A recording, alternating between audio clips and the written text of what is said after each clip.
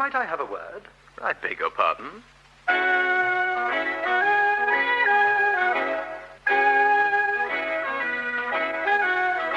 My name is Samson. You won't know me. Might I have a word? We present Alan Bedell and Patrick Barr with Catherine Dolan and Marjorie Mars in Unlawful Occasions by Henry Cecil, adapted by the author from his new novel of the same name. Unlawful Occasions.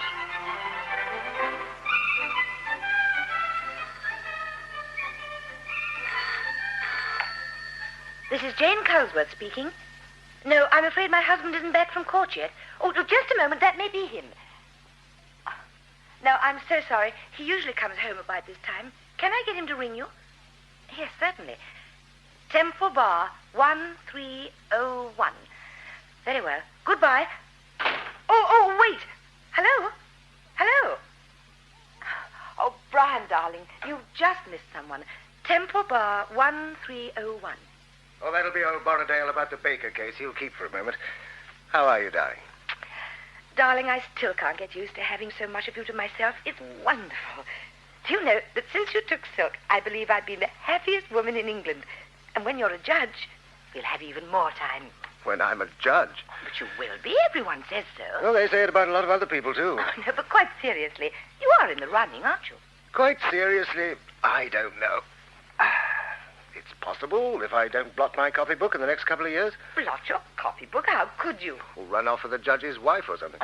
Oh, I'm not frightened. I'm not even jealous of the woman who lives above your chambers. Well, you ought to be. She's an absolute dazzler. I had a drink there this evening and her husband was out. He usually is, as far as I can see. I've only met him twice. What's he like? Edward Verney doesn't seem a bad chap, but, well, they've only been there a bare 6 months. They're not permanent, you'll be glad to hear. A furnished sublet. What's so attractive about Margaret Verney? Oh, I don't know. She just is. If I were single, I'd be round there knocking at her door. But you're not. And anyway, you've got that phone call to make.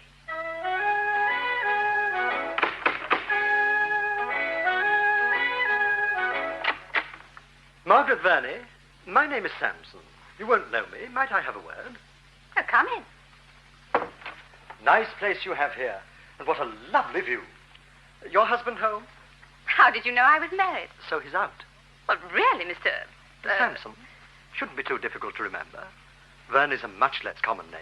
Mr. Sanson, would you kindly tell me why you wish to see me? If it's insurance, I'm afraid we've all we want. But how can you be so certain you don't know what I have to offer? Then it is insurance. In a way, yes. I'm extremely sorry. I know how depressing it must be for you, but I assure you, we have no spare funds to take out another policy, even if we wanted to. No spare funds, you say? Well, that all depends, doesn't it?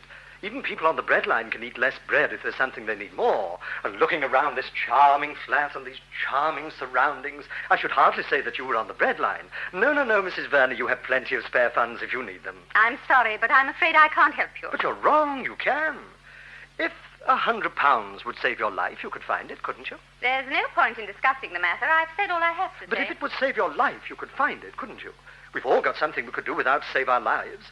People even risk their bodies to save their lives, jumping out of burning houses, for instance. Good morning, Mr. Sampson. I hate scenes, but unless you leave at once, I shall telephone for someone to put you up. I'm sure you wouldn't talk like that if your house were alight and a fireman climbed up a ladder and offered to carry you down. Are you going? I'm the fireman. Please don't get burnt alive. Your husband would be most distressed, and I'm sure you'd hate to hurt him. Wonderful thing, a happy marriage. Now, don't spoil it. There are not so many of them. How did you like the Fisherman's Nook Hotel? What did you say? Pretty place. The room overlooking the lake is the best. Don't tell your husband I called. We'll keep it as a surprise, shall we? I'll come and see you again in a day or two, see if I can interest you in one of my policies. Good morning, Mrs. Verney. Samson's the name, in case you forget. No. Don't bother to see me out.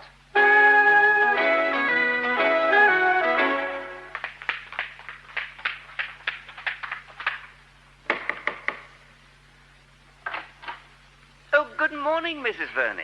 Could I possibly see Mr. Culsworth? I'm afraid he's just starting a conference. I'm most awfully sorry to trouble him, but it's terribly urgent. Well, I'll tell him you're here, Mrs. Verney. What is it, Digby? Excuse me, gentlemen. Excuse me, sir. Mrs. Verney's here. Mrs. Verney? She seems very agitated and asked if she could see you. Agitated? What the... All right, ask her to wait. I'll see her when Mr. Baker goes. Thank you, sir. I'll tell her. I'm so sorry, Mr. Baker. Well, how are you? None the better for seeing you, sir, I'm afraid. Oh, please don't apologize. I wasn't. I gather from Mr. Borrowdale here that you don't like the law, Mr. Baker. I do not. Well, it's far from perfect, but there'd be a jungle without it. Wouldn't there, Mr. Borrowdale? Indeed, sir. And, Mr. Baker, where would you be if you couldn't sue Mr. Potter? I'd have bashed him, only he's bigger than me. Exactly. You ought to be grateful to the law for helping you to get what you couldn't get by bashing. Then you think I'll win all right? If you behave yourself in court tomorrow, I think you will. But if you start calling the judge a cantankerous old so-and-so, you'll end up in jail instead. Oh, I hate all this bowing and scraping and wigs and gowns. He's only a man, same as me. Mr. Borrowdale, I wish you could get our client to concentrate on his case for the moment. Indeed, sir. Look, Mr. Baker, you indulge in politics or philosophy or whatever you like when the case is over. Incidentally, I ought to warn you that you're coming before a difficult judge anyway. He's got a phobia, too. He hates gambling. Why shouldn't one gamble? Why shouldn't one wear a wig and gown? But don't let's go into that. This judge won't care whether you win or lose. It's lucky with a jury, so don't be surprised if you see me clash with him early on. It may get us the sympathy of the jury. Clash? Why, how do you mean? Do what you shouldn't do. You'll see. Now, there are one or two things I want to ask you about your first interview with Mr. Potter. Mr. Carlsworth will see you now, Mrs. Verney. Mrs. Verney, sir. Come in, Margaret. What can I do for you? I'm awfully sorry to trouble you. That's all right. How can I help? Well, it seems so unfair, my taking advantage of our living just above you. Not at all. What's the trouble? Forgive my asking this, but everything I say will be in confidence, won't it? Well, of course. Unless you want advice as to how to commit a crime. It certainly isn't that.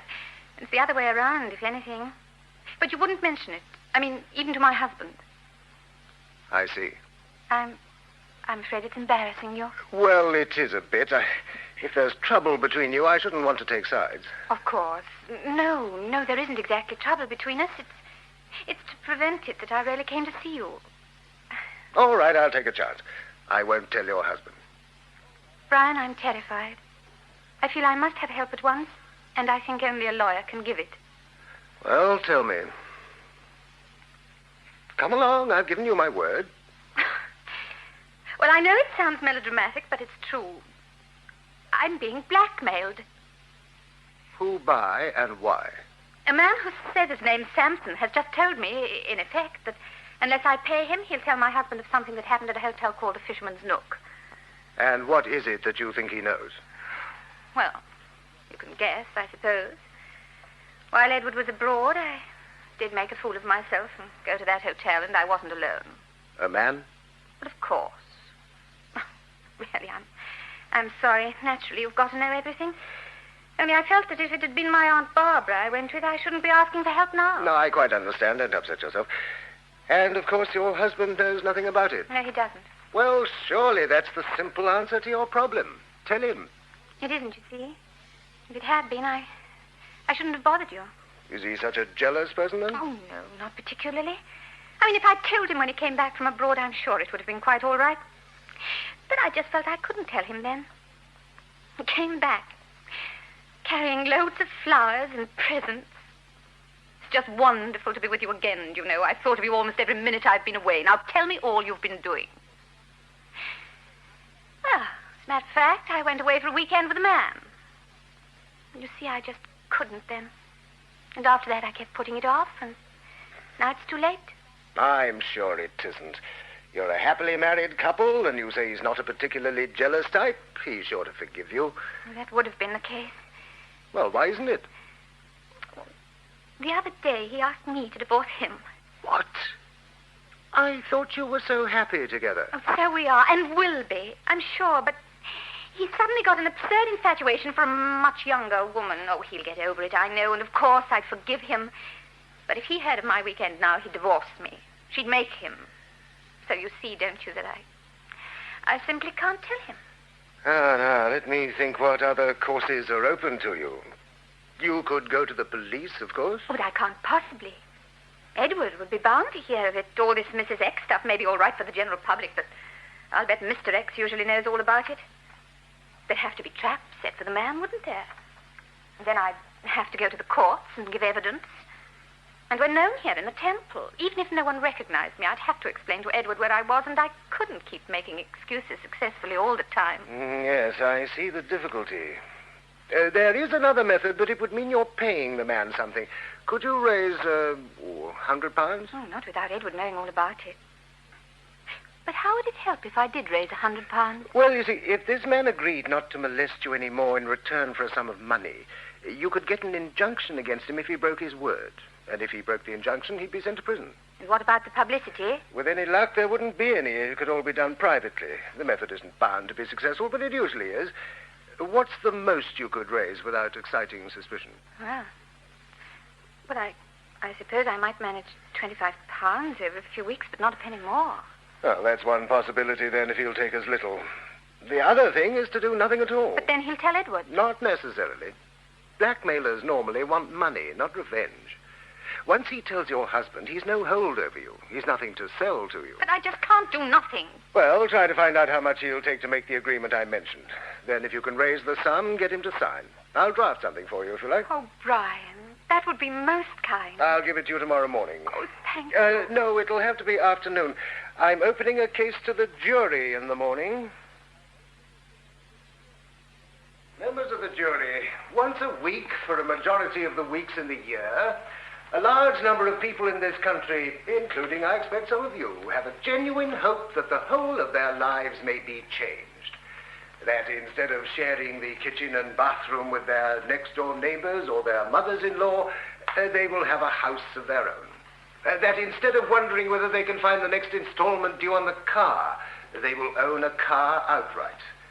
That they may perhaps be able to take a trip round the world. This hope springs solely from the possibility that they have sent in a winning line in a football pool. Nearly every week, one person at least receives a big prize. Perhaps it'll be me next time, they say. The fact that they're much more likely to be run over in the street doesn't lessen the hope. What on earth has all this got to do with the case, Mr. Culsworth? If your lordship will allow me to continue my address to the jury, your lordship will be enlightened on the matter. I've read the pleadings, and all this flummery appears to me to be wholly irrelevant. The jury have not had your lordship's advantage of reading the pleadings. And why don't you tell the jury what is in them instead of pouring out this frothy nonsense? You want to write an article for the press on the modern desire for obtaining something for At the nothing. moment, I am hoping to be allowed to address the jury and not to pursue the journalistic activities your lordship is good enough to suggest. Well, suppose you tell the jury what the case is about. With your lordship's permission, I will continue to do so. Members of the jury, the facts of this case are simple. My client, Mr. Baker, and the defendant, Mr. Potter, agreed to go in for a football pool together. The coupon was sent in Mr. Potter's name. It won £30,000. The defendant now completely denies the agreement and claims to keep all the money himself. I'll call Mr. Baker. Take the book in your right hand and repeat the words on the card. And that, my lord, was the reason. I suggested we put Doncaster to draw away and Chelsea at home. Have I got to learn how these beastly things work? It's simple, my lord, if you keep off the perms. Keep off the perms. What on earth does that mean? Permutations, my lord, but your lordship won't have to bother about them for the purposes of this case. Oh, well, that's something. I suppose it's too much to hope that the majority of the jury know as little as I do about these things. Yes, Mr. Foreman, what is it you want? Forgive me, my lord, but I'm very fond of the pools. I go in each week and I enjoy it.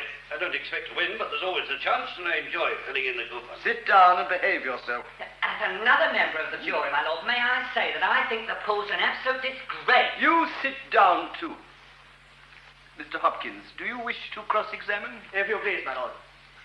Mr. Baker, you have said that after these proceedings had started, you saw my client in a public house and that he admitted to you that he had agreed to go in for the pool with you. He did. And when did you first tell anyone that my client made his admission? Well, how should I know the date? I don't keep a diary like some of you blokes. Don't be rude to counsel. Oh, sorry, my lord, but he seems to want to make out I'm telling a pack of lies. No one's trying to make out you're telling a pack of lies. You're just being asked a very simple question. Simple, eh? I bet he couldn't tell me when he last saw his grandmother. Behave yourself. No one expects you to be able to say the exact date. Well, then why did he ask it, my lord? I didn't ask the exact date. You said when, didn't you? And if that isn't asking the date, I don't know what is. I didn't ask the exact date. Well, you asked the date, and what's the difference? If it was on the 12th and I said the 13th, you'd be on me like a ton of bricks, 2 tons. And I'd get no compensation either. Act of God, you'd call it, or such like. Pull yourself together, Mr. Baker. All Mr. Hopkins wants to know is about when you told someone else of the defendant's admission. Well, if that's all he wants, why didn't he say so? But I suppose I ought to know. I'm in the law courts, where things don't mean what they sound like. He asks me when I told anyone, and when I says I don't know the date, he tells me he don't want to know it. I just will ask me, how's your father? Well, I can answer that, that's all right. I ain't got one. Now, I suppose he'll say that's impossible. Well, all I can say is you find him, then I can't. Mr. Baker, you may be enjoying yourself in the witness box. Oh, I like that, enjoying myself. I never wanted to come here. Don't interrupt. I'm not going to allow you to play the fool anymore. Anyway, if you didn't want to come here, why did you sue the defendant? Because he wouldn't pay me, Lord. If he'd paid, I wouldn't have come here. He says he doesn't owe the money. Well, of course he does. He's a liar. Well, then, if he's a liar, just you tell me about when did you tell anyone at all, about the defendant's admission? Well, if you'd like me to make up a date, I can do that all right. Let's say a week last Tuesday. Are you being funny? No, my lord. Come to think of it, it was a week last Tuesday. Why didn't you say so before? Well, I forgot. You got me all tied up like I couldn't tell if today was Thursday or Christmas. It's Wednesday, as a matter of fact. Ah, there you are then. What did I say? Anyway, you know that last Tuesday week you told someone of the defendant's admission. Well, what of it? Whom did you tell? Well, if you want to know, it was him, Mr. Culsworth. Told Mr. Culsworth? My lord, Yes, Mr. Culsworth. I'm afraid that I must tell your lordship that neither my instructing solicitor nor I know anything of this matter. Yeah. Whose side are you on? Although Mr. Culsworth is representing you, it is no part of his duty to corroborate a lie. Who said it's a lie? Why take his word instead of mine? Is there any possibility of mistake, Mr. Culsworth? None, I'm afraid, my lord. I say the old blooming thing's a mistake. £200 I've paid him, and what's he do?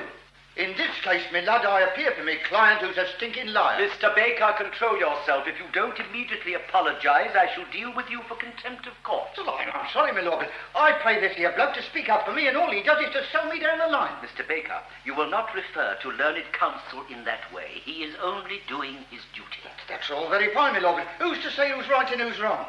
I've sworn on oath to tell the truth, and I've told it.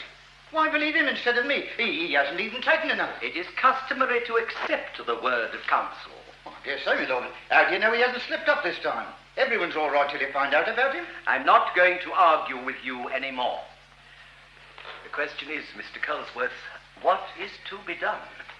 My lord, I obviously no longer have the confidence of my client, and with your lordship's leave, I and my learned junior will retire from the case. Oh, well, what happens to me then? You be quiet. It seems to me, Mr. Culsworth, that this case will have to be retried. Well, what happens to the money I've paid? Do I get it back? You will have to discuss that with your solicitors. And where do we go from here? What do you say, Mr. Hopkins? I don't see how this trial can go on now, do you? I see the difficulty, my lord. But I ask that the costs of this abortive trial should be paid by the plaintiff in any event. What do you say, Mr. Culsworth? Well, my lord, if I'm retiring from the case, it doesn't seem to me that I can properly argue that matter before your lordship. Well, someone's got to. I'm the counsel now, am I? Well, I'm worth the darn sight more than the £200 I paid him. A taxi driver would be prosecuted if he threw you out before he finished the journey, unless his engine failed. His engine hasn't failed. I've a very good mind to send you to prison for your continued insolence. Might as well, my lord. Perhaps I'll meet a lawyer there. Very well. You leave me no alternative. Mr. Baker, if you choose to make a full and proper apology to the court, I will only send you to prison for a fortnight. I may want longer than a fortnight, my lord. There ain't so many lawyers inside as there ought to be. Give me time to wait for him. I will certainly give you a longer time in prison. I can see that leniency does not pay in your case. You will go to prison for 3 months. Thank you, my lord. Perhaps you'll be there by then. Take him away before he says any more. I shall now make it 6 months. Take me away before he says any more.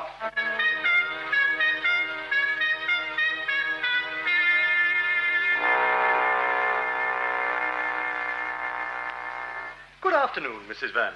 Sampson is still the name. May I come in? Well, say if you'd rather I didn't. Ah, thank you. You're paler than when I first met you. I do hope it's nothing to do with me. If I am, you know it is. Well, let's hope I shan't have to come much more often. How's your husband? Oh, please leave my husband out of this. Well, if I took my cue from you, I would, wouldn't I? He was kept out of the... Well, good heavens, I've forgotten the name of the hotel. The one by the lake. You know. What was the name? Well, I've got it on the tip of my tongue. Oh, do tell me. Do you know, it's horrible when you can't think of a word. Now, do put me out of my agony. You know perfectly well, but how do you know? How do I know? Now, that's a question, isn't it?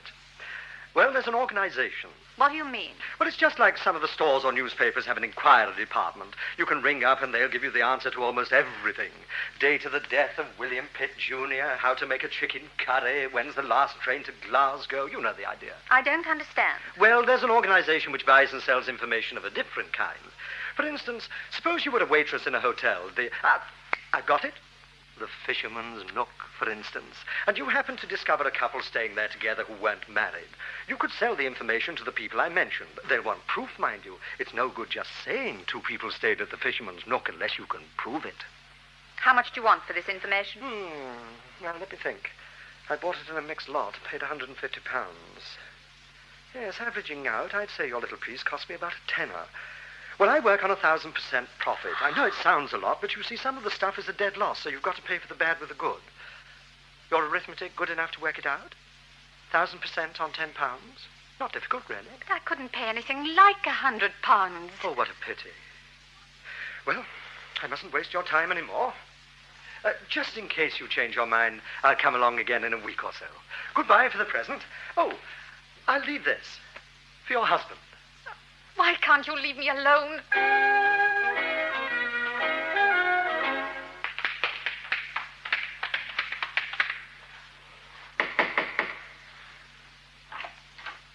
Oh, Brian, you're here. He's been again. Oh, it was awful. He left this for Edward. A brochure of the Fisherman's Nook. He's turning on the heat. How long do you think your husband's infatuation with the girl will last? One just can't tell. Why hasn't he left you? Well, for one thing, she won't have him unless there's a divorce. That's her way of putting the pressure on. I'll come up and talk it over in about half an hour. Oh, Brian, you are good. I don't know what I should do without you. I wish I could do more. Anything to stop blackmail.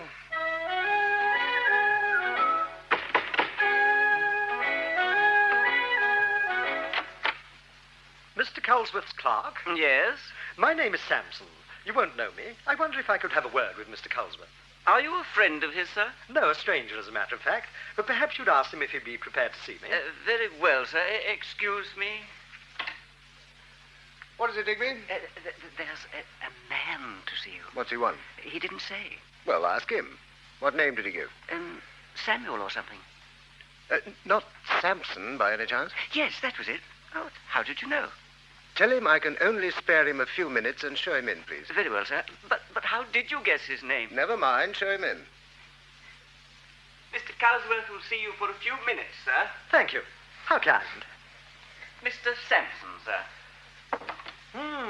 Nice position you have here. What is it you want to see me about? Such a pleasant view and so quiet. I'm afraid I haven't very much time. Well, nor have I, as a matter of fact. Very good of you to see me. Perhaps you'd tell me why you've come. Well, to see you, of course. To see Brian Culsworth, Esquire, QC. Why? It's a new experience. I like new experiences. Why have you come to see me? Look, I might answer that question if you'd answer this one. Why did you see me? I'm a complete stranger to you. I didn't state my business. You probably don't know anyone of my name. You can't usually see anyone in such circumstances. Why did you? I wanted to know what you wanted. Well, I want to know why you wanted to know what I wanted. Well, Mr. Culsworth? Why? Oh, well, I'm so sorry to have troubled you. But you have got a nice view through that window. At any rate, I've seen that. Oh, by the way, weren't you in the Moriarty case about 3 years ago? Good afternoon. Good afternoon. Good afternoon, sir. Sir, Sir? Yes, Digby? I have a message from Donald and McBean that they want to call you for the defense in that case of Baker, where you threw up the brief. They say they expect you'd prefer to have a subpoena. I said I'd ask you. You remember the case, sir?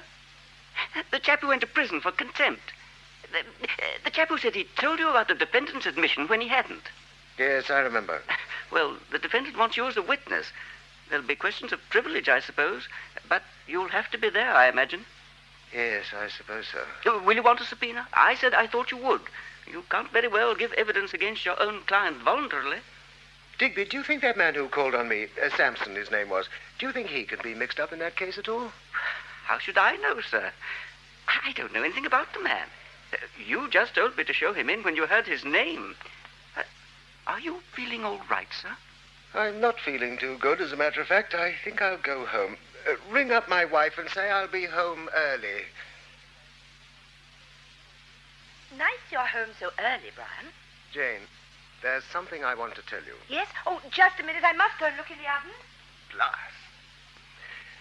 Why must women always go into the kitchen when you want to say something to It them? was lucky I went. It would have been quite ruined.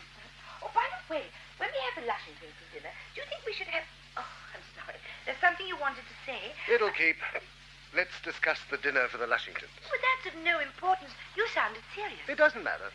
Oh, are you sure? The Lushingtons can really wait. They aren't coming for 10 days. Darling, I'm in a hell of a mess and I don't know what to do. Oh, no, not a woman. Not Margaret Verney. Well, in a sort of a way, it's through her. A man is blackmailing her and I've been trying to help her. He came to see me. I thought it was about her, but it wasn't. It was about me. About you? But it's impossible. If there isn't a woman Oh, in it... darling, there never has been one and there isn't one now. But you've done nothing in your life to be blackmailed for. It's something I did in a case. Someone's found out and is going to put the screw on me. But what did you do? I'll tell you. You remember a man called Moriarty I defended some years ago on a capital murder charge? Oh, yes, of course. It worried you quite a bit. He was convicted, but at one time you thought he might have been innocent. Yes, during the case I did. I changed my mind later, but while I was defending him, I really did think that there was a possibility that he hadn't done it. Is that why he was reprieved? Perhaps, I don't know. Well, what did you do which was so awful? It's no joke, darling, I assure you. But I can't imagine you breaking the rules or doing anything professional that you knew was wrong. And that makes it worse. That's probably why I didn't tell you at the time. I knew you believed in me. You won't any longer. I can't believe it. I must tell you all the same. I didn't tell you before because I was a coward, and I didn't want to lose your good opinion of me. I'm telling you now because I'm a coward and can't fight this thing by myself. You're not a coward. I wish I weren't. Even now, I'm half frightened to tell you. Tell me, darling. It was while Moriarty was being cross-examined. He suddenly came up with something quite new. The counsel for the prosecution was onto him like a shot. When have you ever told anyone that story before, he asked. When, said Moriarty, and I've no doubt to give himself time, repeated, when? Yes, when, repeated counsel. Well, last week, said Moriarty. And whom did you tell last week, asked counsel, with obvious disbelief in his voice. Mr. Culsworth, said Moriarty. And I got up and said he had. But he hadn't. No, he hadn't. I'd only a second or two to decide what I must do. It was at a vital stage of the case. Exactly what my duty was, I'm not quite sure even now, but of one thing there can be no doubt. I knew it then, and I know it now. What I did was utterly wrong. I lied. My word was accepted by the judge without question. He told the jury that in view of my statement, there was nothing in the point. Well, there it is. Oh, you're not being serious. I am. I'm not trying to excuse myself when I... Excuse yourself? What for? When I said you're not being serious, I meant you couldn't think that anyone was blackmailing you for that. It's ludicrous. If it wasn't actually your duty to tell a lie, it's only what most lawyers would have done. They wouldn't, I assure you. And they most certainly shouldn't. Well, suppose your client had been hanged because you let him down by telling the truth. It wouldn't have worried me in the least. Well, it should have, then.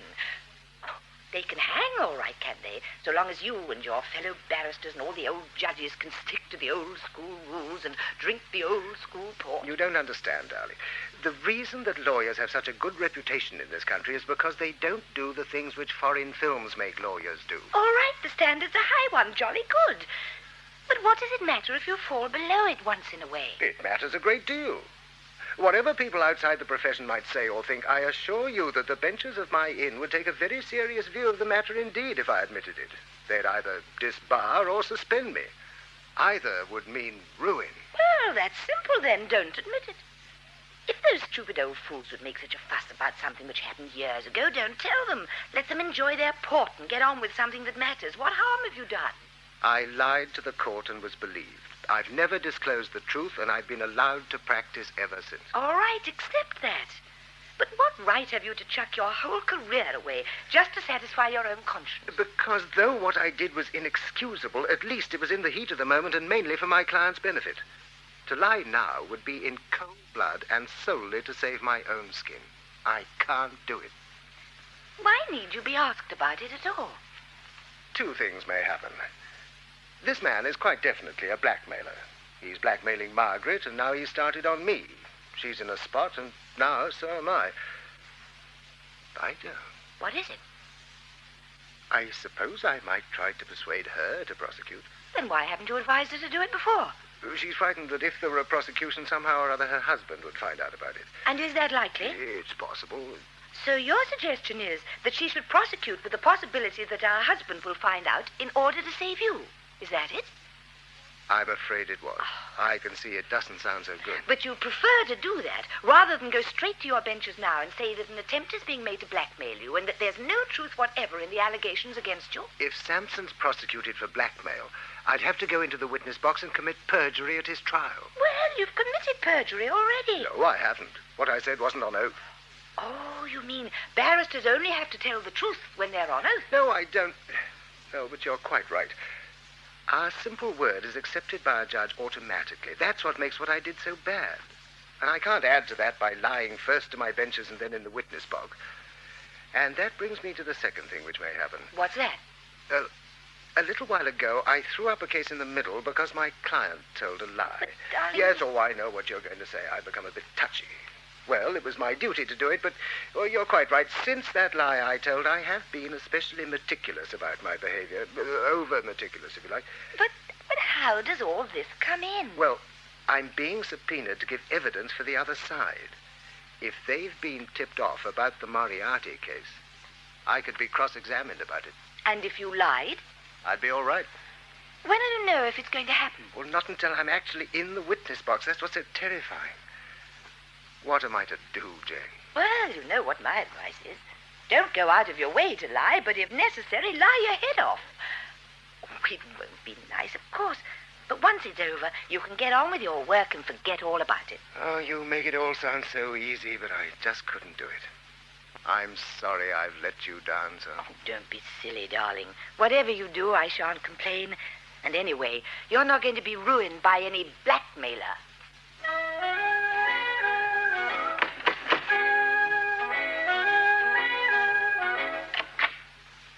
This is Mr. Hamble's chamber? Yes, sir. My name is Sampson. You won't know me. Might I have a word? Come in, sir. Are you the senior clerk? Yes. Glad to meet you, Mr. Brindley. Oh, how do you know my name? Well, you took the trouble to put it up outside, although in modestly small letters. Oh, of course. Well, how are you, Mr. Brindley? Mustn't grumble. Good. I like people who don't grumble. Lots of names you've got on the wall. Do any of them grumble? Oh, some of the younger ones do if they don't get enough work. Now, what can I do for you, Mr. Sampson? Not from Sampson Musgrove, I suppose? Musgrove? No, Merivale. I'm always mixing up the names.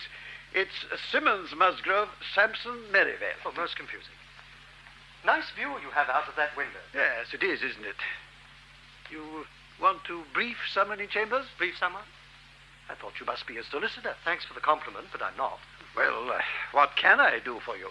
If it's insurance, I'm afraid everyone's fixed up here. Insurance? It's extraordinary how everyone thinks I'm selling insurance. No, it's not insurance. I couldn't sell insurance. And do I look as though I could sell insurance? Now, frankly now, do I look as though I could sell insurance? Well, what is it then, Mr. Sampson? I'll tell you a very odd thing. I've forgotten. Huh? I'm terribly sorry, but I really have forgotten. I'll come back again another day when I've remembered. So very sorry to trouble you. But don't forget... Forget what? You mustn't grumble. What on earth? Out of a loony bin, I suppose?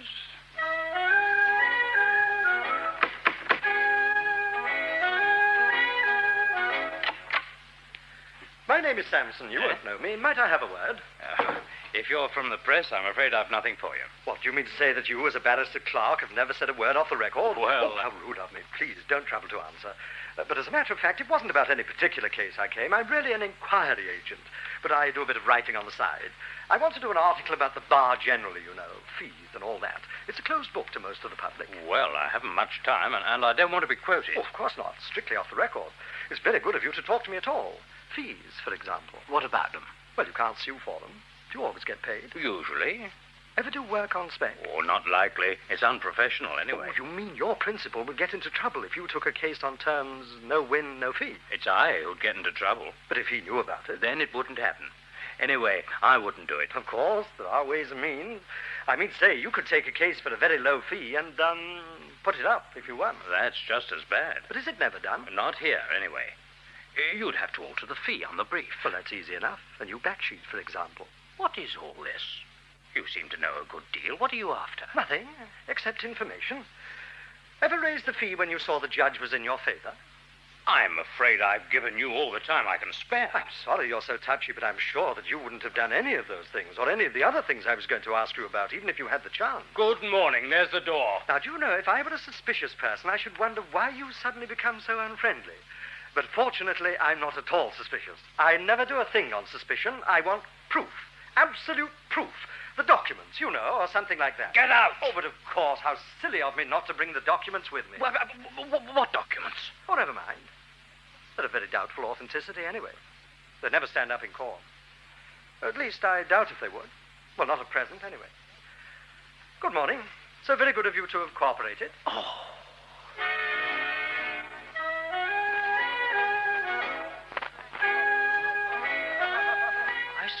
You heard about this fellow going round the temple? Called Samson. That's the chap. A pretty dangerous individual. Lucky you and I have clear consciences. Shouldn't care to be in one or two chaps' shoes. He knows too much. Yes. Don't pass this on, but I did hear that he'd had a private interview with one of the judges. What? And the judge didn't sit again that day. No. Went home with a headache or something. Who was it? Well, it's only a rumor, you know, and I shouldn't like people to think I pass these things round. Of course you know me, old boy. I'll keep it to myself. It was old Mowbray. No. Yes. And don't you remember, some years back, there was that case in private Manchester.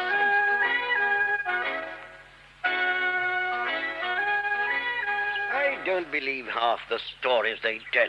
But it's pretty serious for one or two people we both know, I believe. Yes, it must be pretty awful to be blackmailed. I'm glad I've nothing to worry about. Well, I don't think I have.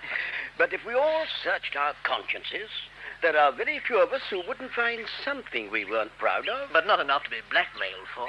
Not by itself, but if you embellished it a bit, added a bit here and there, it wouldn't sound so good. But I wouldn't pay. Never. Some people would have to.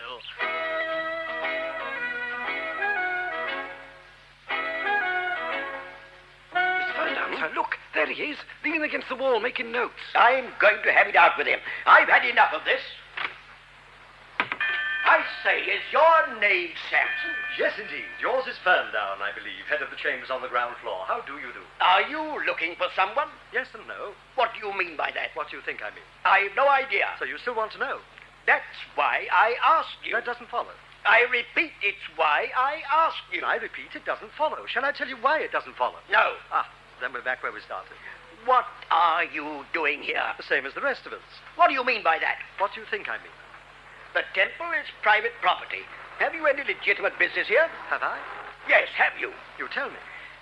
If you have no legitimate business here, I shall arrange with the authorities to have you ejected. Off you go and arrange. Where shall I be when you come back? I warn you that loitering is not permitted. What's loitering, may I ask? I'm doing no more than hundreds or thousands of Londoners do every day. What right have you to question my activities? My clerk saw you making notes outside these chambers. I dare say he saw you making notes inside them. If you'll show me yours, I might show you mine. I don't promise, mind you, but I might. What is your business here, sir? Kindly go back to your lair, sir, or whatever you call the place from which you sprang upon me. I shall make as many notes as I please, and I shall call upon as many people as I please, and lean against as many walls as I please, and I shall not ask your permission, sir, neither by word of mouth, nor by writing, nor by conduct. Good afternoon. Good afternoon.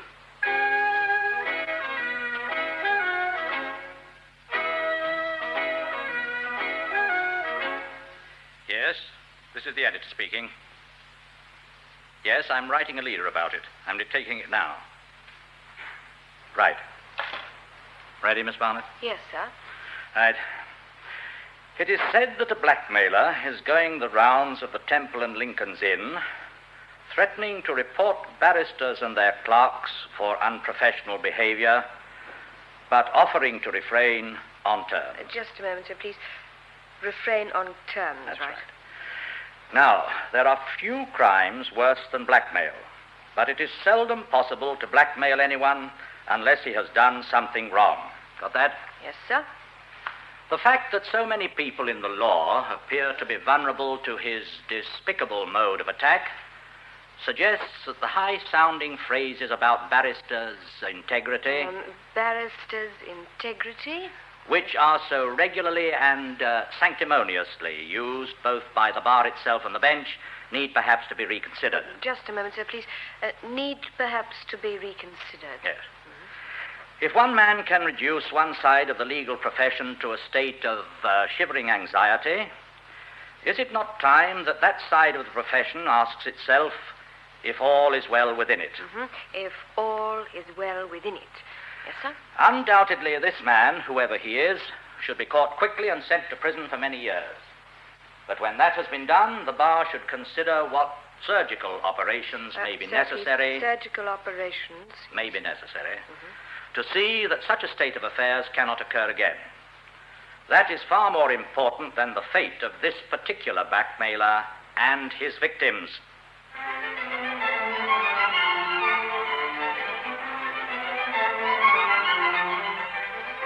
Brian, he says he's coming for the last time tomorrow. The last time? Yes. Oh, what shall I do? Dare I prosecute? It's a bit difficult for me to advise you. As a matter of fact, I'd like you to prosecute, but... But, Brian, you speak as though you were personally concerned. I am, Margaret. It's my fault. Not in the least. Will it help you if I prosecute? I think it would. Then I will. You mustn't do it on my account. Oh, it's better to risk a prosecution than to have the probability of his telling my husband. Well, what do we do? Go straight to Scotland Yard? If you'll risk it, yes. And they'll set a trap for him when he comes to see you tomorrow. All right. I'm ready.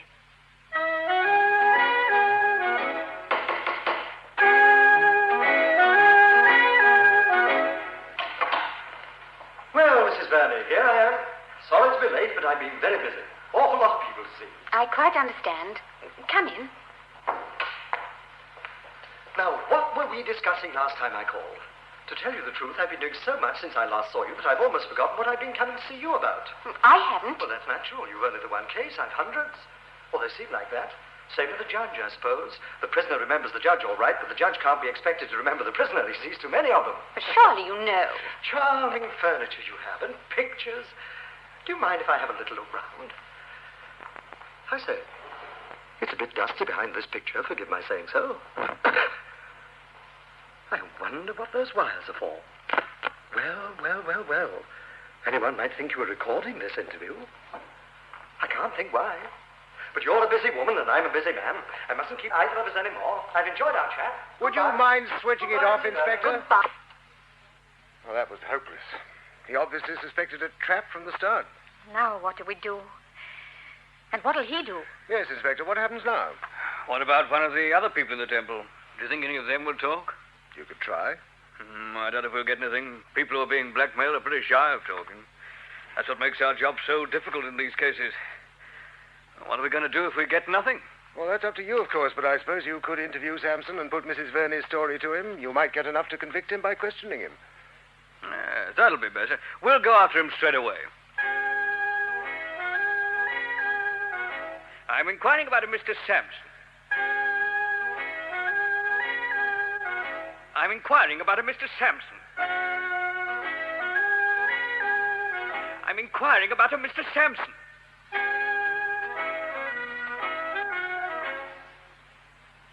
This is the Crown Hotel. Just one moment, sir. I'll find out for you. The police are anxious to interview a Mr. Sampson. Until recently, when he disappeared, was seen frequently in the vicinity of the temple. And now at the Crown I Hotel. think he might be able to help them in inquiries they are making about a case of blackmail. Mr. Sampson is aged about 40, 40? of medium height, dark hair, and is rather inclined to comment on the view out of the window. That is the end of the police announcement. Yes, sir. So that'll be perfectly all right. The news will follow Goodbye. in a minute and a quarter. I'm so sorry, sir. I'll be with you in a moment. I'll just turn down the radio. That's quite all right, dear lady. Service will be an adaptation by Henry Settleton News. of his new book, Blackmailer disappears. Really? Alan Bedell and Patrick Hunt Barr, for blackmailer? Catherine Well, well, well. and Margaret Marr. Blackmailer seen in Ipswich. Play has a legal setting. Blackmailer thought in Wales. What happened? Wales indeed. Blackmailer in Scotland. Scots were hey. Ah, that's better. Nationwide search for blackmailer. Oh, so sorry to have kept you, sir. Not at all. I was just reading the headlines. Have you got a single room by any chance? Oh, certainly, sir. For how long? Well, I'm not sure. I'm having a short holiday. Depends how I like it. Perhaps a fortnight or so. Oh, well, that'll be quite all right. We're not very busy at the moment, you know. Would you sign the register, please? Certainly. There. I'd better not mention the view, or you'd be ringing up the police.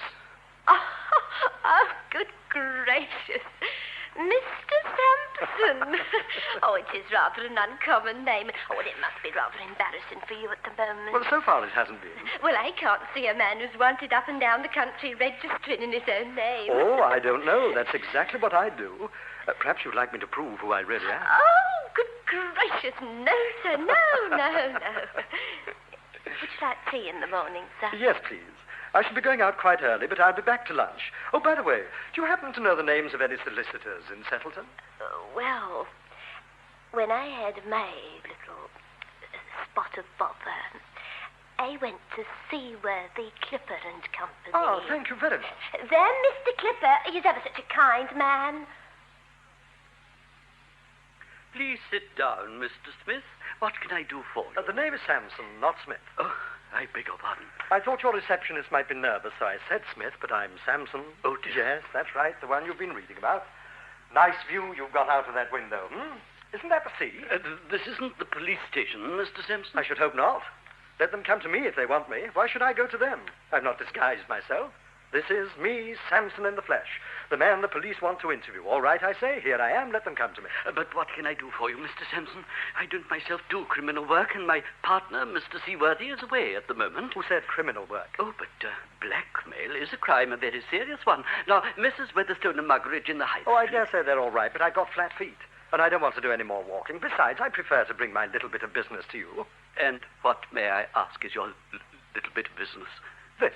Oh, I don't think we can take your case, Mr. Sampson. Well, you don't know what's in it yet. There. Oh, dear. Only newspapers. Don't look so worried. I don't understand. Look. Blackmailer believed to be in hiding. Search in Chester. Who do you think that refers to? Well, if you'll forgive me, you. Have you any doubt of it? No. I should not have forgiven you if you'd had any doubt. And these are all the same. I've got 150 of them. All the dailies, all the Sundays, and lots of provincials. And just once more, Mr. Clipper, who do you think they refer to? You, Mr. Sampson. And you are a reasonable man, Mr. Clipper. As a solicitor, you must be. Now, who would any reasonable man think they refer to? Well, you? No doubt at all? None, I'm afraid. And what do they describe me as? Blackmailer, I'm afraid. And that's a pretty unpleasant thing to say about anyone, isn't it, Mr. Clipper? Most unpleasant. Then what do you think the damages will be? The damages? Oh, there won't be any question of damages, I'm afraid. You're bound to go to prison. They might make you pay the cost as well. You seem to think that I am a blackmailer, Mr. Clipper. Well, as you ask me, I do. Why? Well, oh, this... Splendid. Now, that's what everyone would say, isn't it? I'm convicted before I'm tried, aren't I? Oh, no, Mr. Sampson. I assure you you'll get a perfectly fair trial before you're convicted. Well, that's very comforting. But just suppose I'm not guilty. Suppose I'm not a blackmailer. What about these newspapers then? People can't say that sort of thing about me if it isn't true, can they? Now, what did you say the damages would be? You mean if you sued them for libel? Exactly. Well, I suppose they'd be large, but only if what they say isn't true. Tell me, Mr. Clipper, do I look like a blackmailer? Well, quite frankly, I've never seen one to my knowledge before. Careful, Mr. Clipper, now careful. You said before. That's calling me a blackmailer. If there'd been someone else present, you'd before it too now, wouldn't you?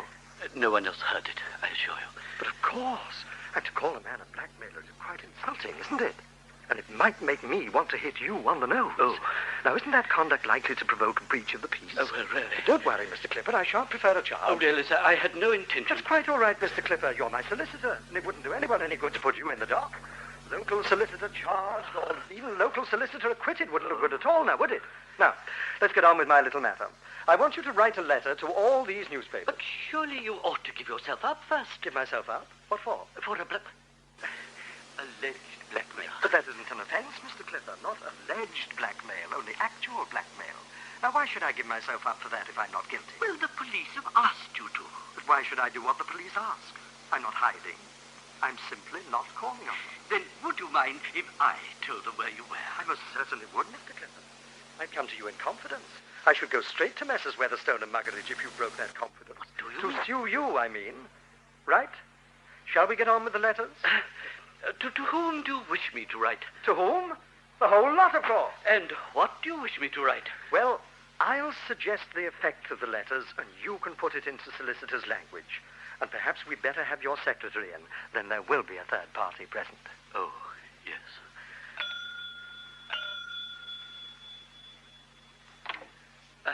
Come in, please, Miss Pink.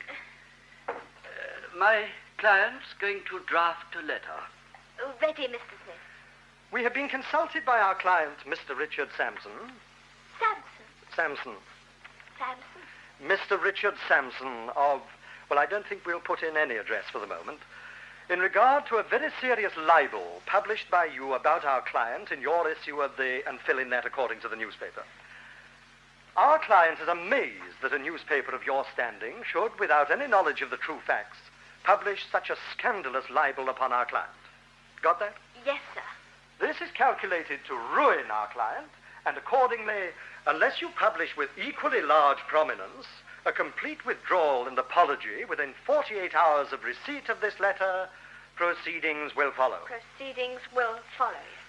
To mark the gravity of the matter, he will also require you to make a substantial payment to charity. Put in any charity you like. As for the amount, put in £1,000 for the nationals and 100 for the provincials. Oh, but if you want damages, Mr. Sampson, why say a charity? They won't accept this offer, and it looks better at this stage. You have never been in the law yourself, I suppose, Mr. Sampson. No, thank you. Then wind up by saying, proceedings will be taken at once if these terms are not complied with. Got that? Yes, Mr. Smith. Mr. Sampson, sir. Right. Oh, one thing, Mr. Clipper. You don't know me, except, shall we say, by reputation. So I thought you might like something on account of your costs. Here's £50 in cash. Thank you very much, sir. I'll be back to hear the answers in a few days. Good morning. Good morning, Mr. Sampson. Was Mr. Smith really Mr. Sampson? Well, I believe so, but we've only got his word for it. It might be a practical joker, I suppose. Oh, why didn't I think of that before? I knew I shouldn't have taken on the case, but he made me. Really, he did. He pretty well blackmailed me. Oh. Now, what have I said? Oh, don't repeat that on any account, Miss Pink. Are you going to tell the police, sir? No, not at present. As a matter of fact, I think these letters should do the trick. The whole of the press will be down here. They'll soon find him if Scotland Yard don't. Now, let's get on with them. First of all, make me a list of all these newspapers with their addresses. I think we might have some news for Mr. Sampson.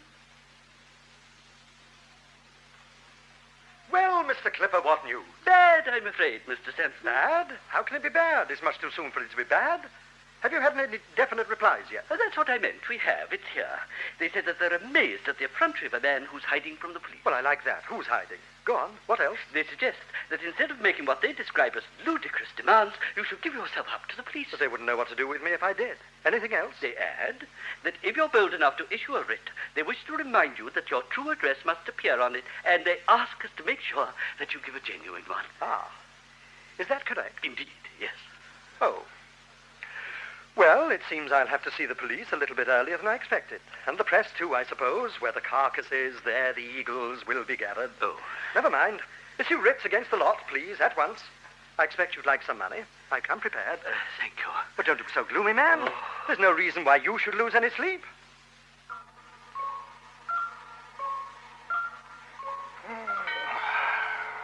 Can't you sleep, Brian, darling?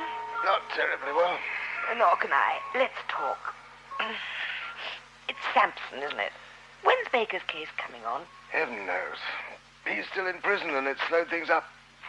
This waiting is getting me down. Do you think they'll catch Sampson? I expect so. It doesn't make much difference to me what happens to him as far as Baker's case is concerned. Why not? Because either he's already given the information to Baker's opponent or he hasn't. If he hasn't, I shall be okay. If he has, I'm finished. Finished? Because of a couple of criminals, Moriarty and Sampson. Darling, I've told you before. Look, I simply cannot stand up in the witness box and say I told the truth in the Moriarty case. It'd be a lie. Well, could you? Oh, good Lord, yes. If your happiness was involved. If I were charged with capital murder, would you give me away rather than tell an untruth? You can always put up an absurd example to try to prove a point. Well, if I were charged with a serious motoring offense, would you lie to save me? On oath? Oh, what a question. No woman would ask it. She'd lie to the police, to the magistrate, to the judge, to everyone to help her husband, wouldn't you? Save me? I just don't know. We lawyers have been brought up to regard the truth as sacrosanct as far as we're concerned. But you don't mean that you expect every barrister or solicitor or judge, for that matter, who say he's got a jealous wife and has kissed another woman, always to tell his wife the truth about it. That's a purely personal matter. Well, even then, I should be a bit shocked if I heard, say, Mr. Justice Blank tell a lie to his wife, but professionally, it's automatic for us to tell the truth. But if I were charged with something, you'd only be acting as my husband, not as a lawyer. It would be a lie in connection with a case, and every instinct in me would make me revolt at the thought of it. But what about having an instinct to preserve and help me? Mm-hmm. I'm not trying to rub it in, but I must say I find it a little hard that you were prepared to lie professionally for a thug like Moriarty and that you wouldn't lie privately for me. Oh, that's perfectly fair. I acted disgracefully. It'd be nothing like as disgraceful to lie to protect you. Would you do it then? I just don't know. Thank the Lord, the problem will never arise. The problem has arisen. What? Well, I simply mean that if you ruin yourself, you ruin us at one and the same moment. That only shows that I behaved abominably. I deserve everything you say. But I can't lie about it again. Good night. Oh, I'm sorry, darling. But whatever happens, I'll be with you. Anyway, I'm sure the police will be able to do something about that horrible man. I am Inspector Cardew of the Criminal Investigation Department, and this is Detective Sergeant Coles. I believe you have a Mr. Sampson staying here. I'd like to interview him, please. Oh, yes, we have a Mr. Sampson, but I don't think he's the man you're looking for. He seems a very nice class of gentleman. Good morning, Inspector. You'd like to have a word with me? Oh, Mr. Sampson. Then it was you after all. I never said it wasn't, dear lady. Well, really? Come to my room, Inspector. It'll be quieter there. We'd prefer you to come to the police station. Are you arresting me? Not at present. Then the interview is here, or not at all. Very well, Mr. Sampson. We'll go to your room. It's along here. Do bring Sergeant Coles.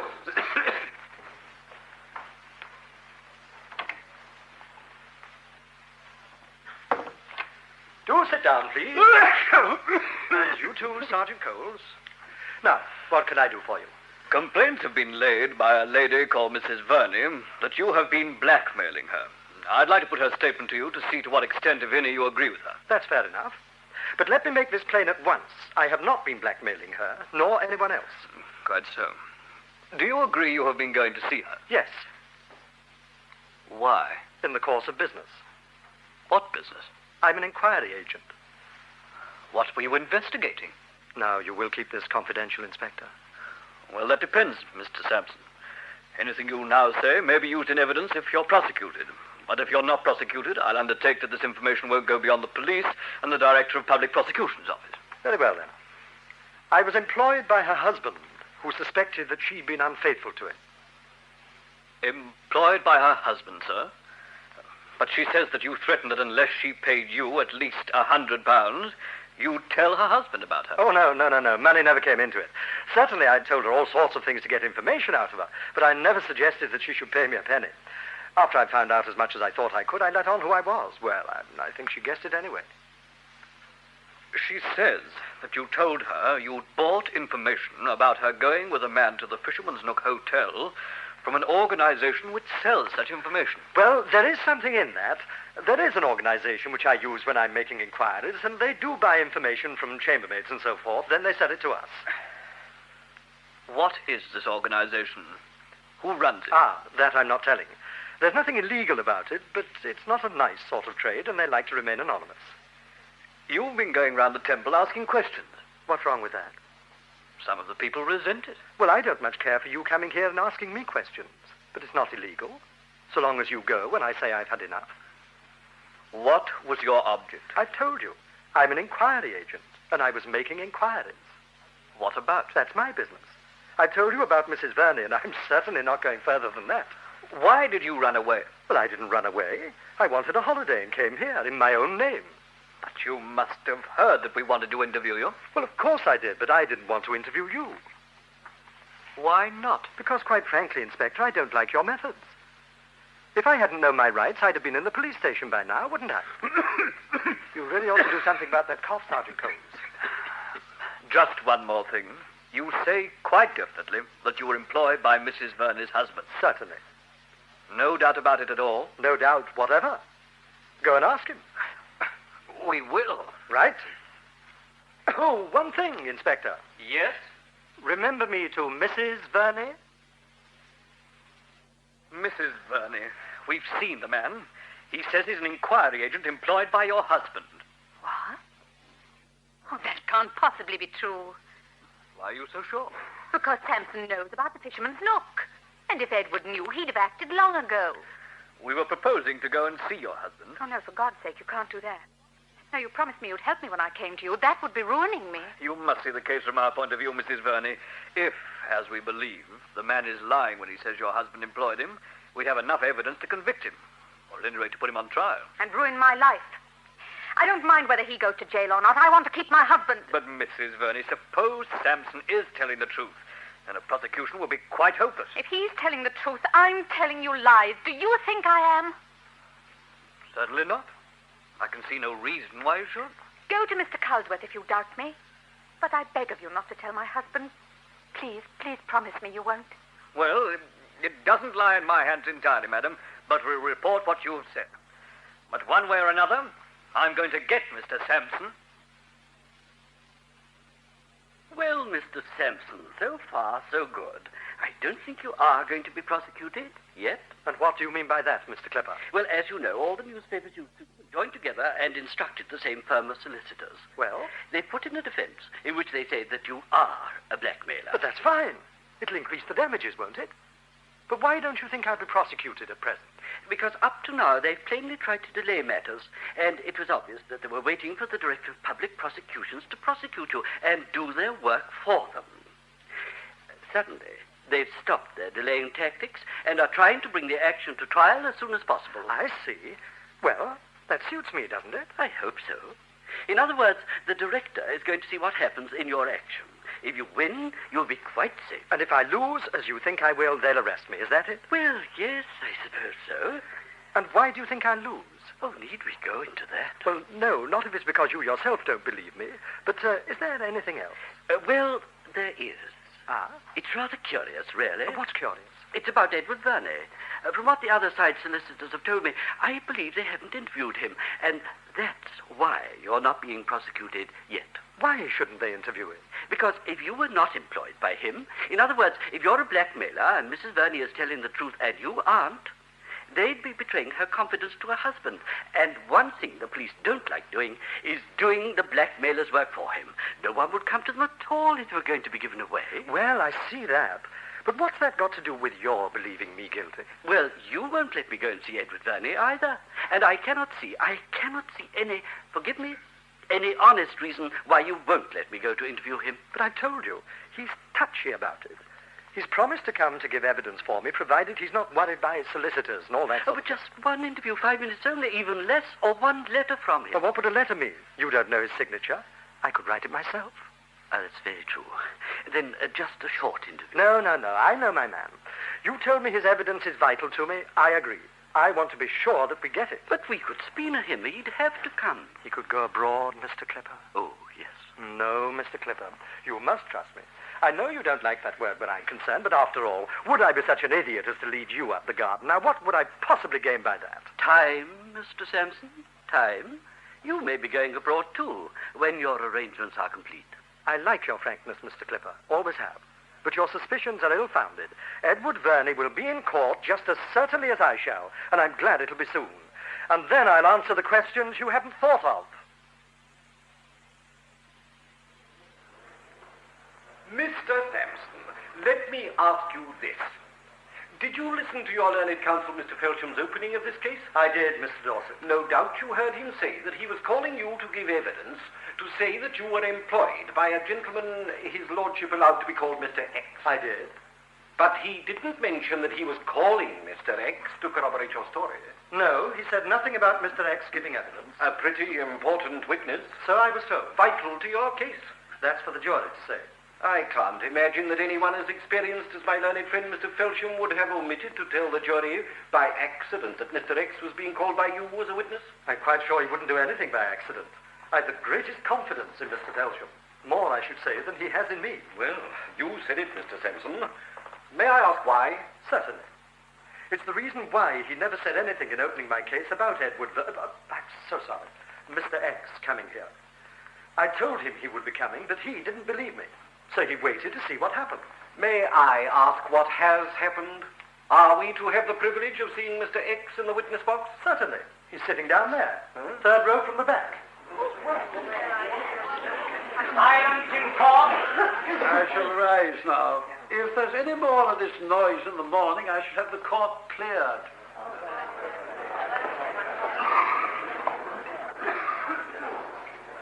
Well, Dorset, old boy, now that you've seen Edward Verney in court, how about paying me, say, £100,000? My dear Felsham, while I can't pretend I'm as happy about the case as I was, I don't believe in surrendering just because of one damaging blow. As you like, old boy, but in the morning that one damaging blow is going to be followed by a knockout. Once Verney gives evidence, you've had it. He might be run over by a bus. Funny you should say that. Why? My own client, Mr. Sampson, suggested the same about Mrs. Verney. Not really. He says he was only joking, but I wasn't so sure at the time. He even suggested that we might pay Mrs. Verney to disappear. Joking again, I suppose? Oh, exactly. Why are you telling me all this? To show the strength of Sampson, old boy. I'll grant you that up till that final answer of his just now, I had, as he said, no faith in him at all. But now we've got Edward Verney, your clients have had it well and truly. He hasn't given evidence yet. You can't tell what he'll say. I've assigned proof of his evidence. Then why on earth didn't you say so in opening the case? My client could have written the proof himself for all I knew. Until I saw Mr. Edward Verney in the flesh, I was keeping my silly mouth shut. Want to settle? My price will go up after I've called him. Well, I can't pretend I like the position, but I don't think my newspaper clients will give in at this stage, having gone so far. Okay. See you in the morning. Oh, there's Cosworth. I want to have a word with him. I'm told he'll be giving evidence in an action in a day or two. Do you know what it's all about? Yes, he threw up a case in the middle or something. Now he's been subpoenaed by his former opponent.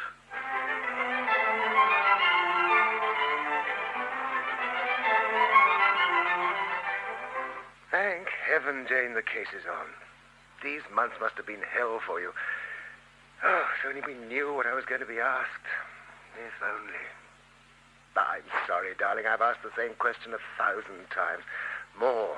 I sleep on it, dream on it, live on it. Oh, we shall know tomorrow. What sort of witness was Baker? Excellent. 6 months inside must have done him good. I must confess I believed him, except that he never told me about the supposed interview in the public house. It looks bad for me. If they can break me down, Baker wins. I'm the only card the defendant's got left. Have they got a Moriarty to trump me with? Talking of trumps, it's extraordinary about Sampson, isn't it? Looks as if he's going to win. Do you really think so? Well, I confess I haven't thought much about his case, only about mine, but it's very odd. I'd have guaranteed that Margaret Verney was telling the truth. Well, I still feel it. I simply can't believe that what she told me didn't happen exactly as she told it to me. Well, it must have. Yet if Edward Verney says he knew all about the fisherman's nook, she must have been lying. Well, we'll see. By Jove, that was a change. What? For a moment I stopped thinking about my case and was only thinking of Samson's.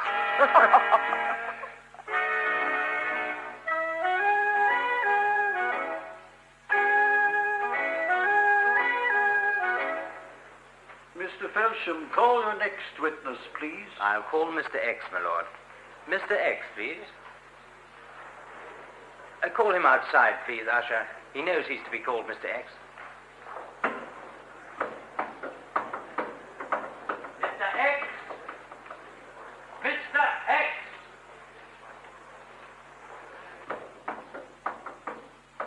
No answer, my lord. No answer? No answer. Mr. Sampson, I told you ought to have been subpoenaed. Don't worry, he'll be here.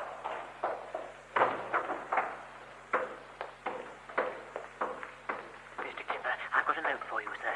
Oh, thank God.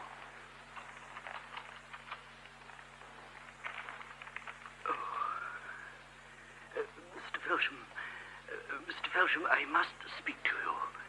Well, Mr. Felsham? Would your lordship forgive me a moment? What is it, Mr. Clipper? A note from Mr. Burney. What's it say? Dear Mr. Sampson, I'm so sorry that after all I shall not be able to help you at your trial. I have been called abroad suddenly. What? I'm so sorry, and hope it won't inconvenience you too much. Thank you so much for your help. Yours sincerely, Edward Burney. You heard that, Mr. Sampson? What happens now, Mr. Felsham? You'll lose the case, Mr. Sampson. Forgive me, my lord. I want to show this to my learned opponent. Dorset, will you let me put this in? Oh, dear boy, I will not. Want to settle now? I'll give you sixpence. Make it ninepence. Oh. My lord. Yes, Mr. Felsham? The plaintiff has no further evidence to call. Very well. Yes, Mr. Dorset.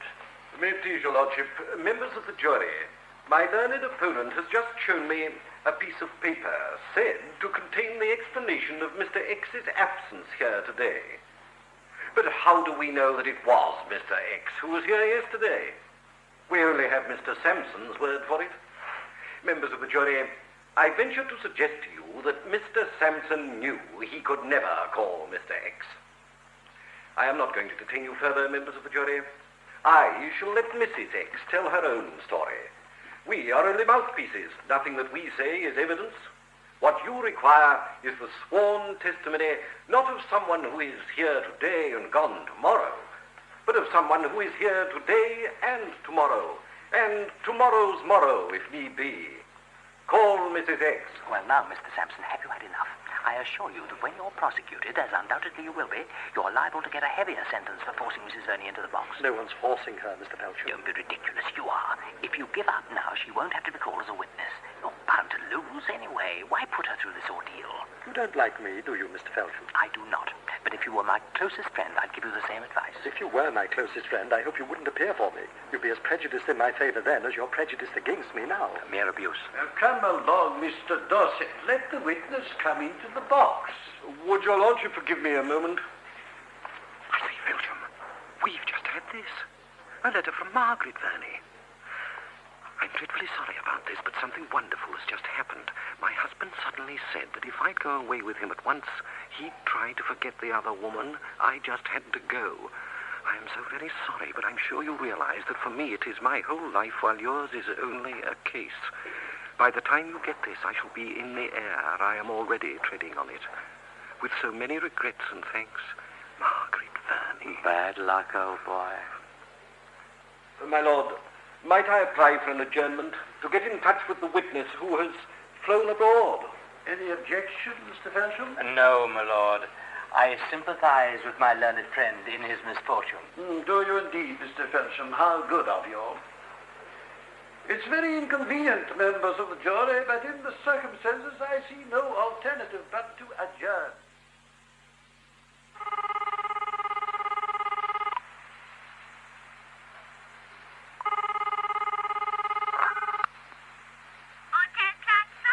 This is Springfield and Company, solicitors of London. Springfield of London, England. Do you wish to book a room? How many solicitors? I want to speak to Mrs. Verney, please. Mrs. Verney, one moment, please. Well, Mr. Briggs, at any rate, she's staying there. Good. Has your paper got a representative there? I think so, but what are you going to say to her? Now, what I think, that might cut me off. Hello? Hello? Hello, journey? Yes, this is Springfield and Co. Oh, I'm terribly sorry. Yes, I dare say. When are you coming back? Well, I don't suppose we shall. Not for years, anyway. Wait, can we take your evidence abroad? I'm afraid not. I just want to forget the whole affair. But I hope you realize you left the defendants in the cart. I'm most awfully sorry. But look, if you're a married man in love with your wife, surely you can understand. I mean, this is better than all the cases in the world. Goodbye. Oh, hell. You can say that for me, too. We'll have to pay, I suppose. But I'm damned if my paper will make an apology.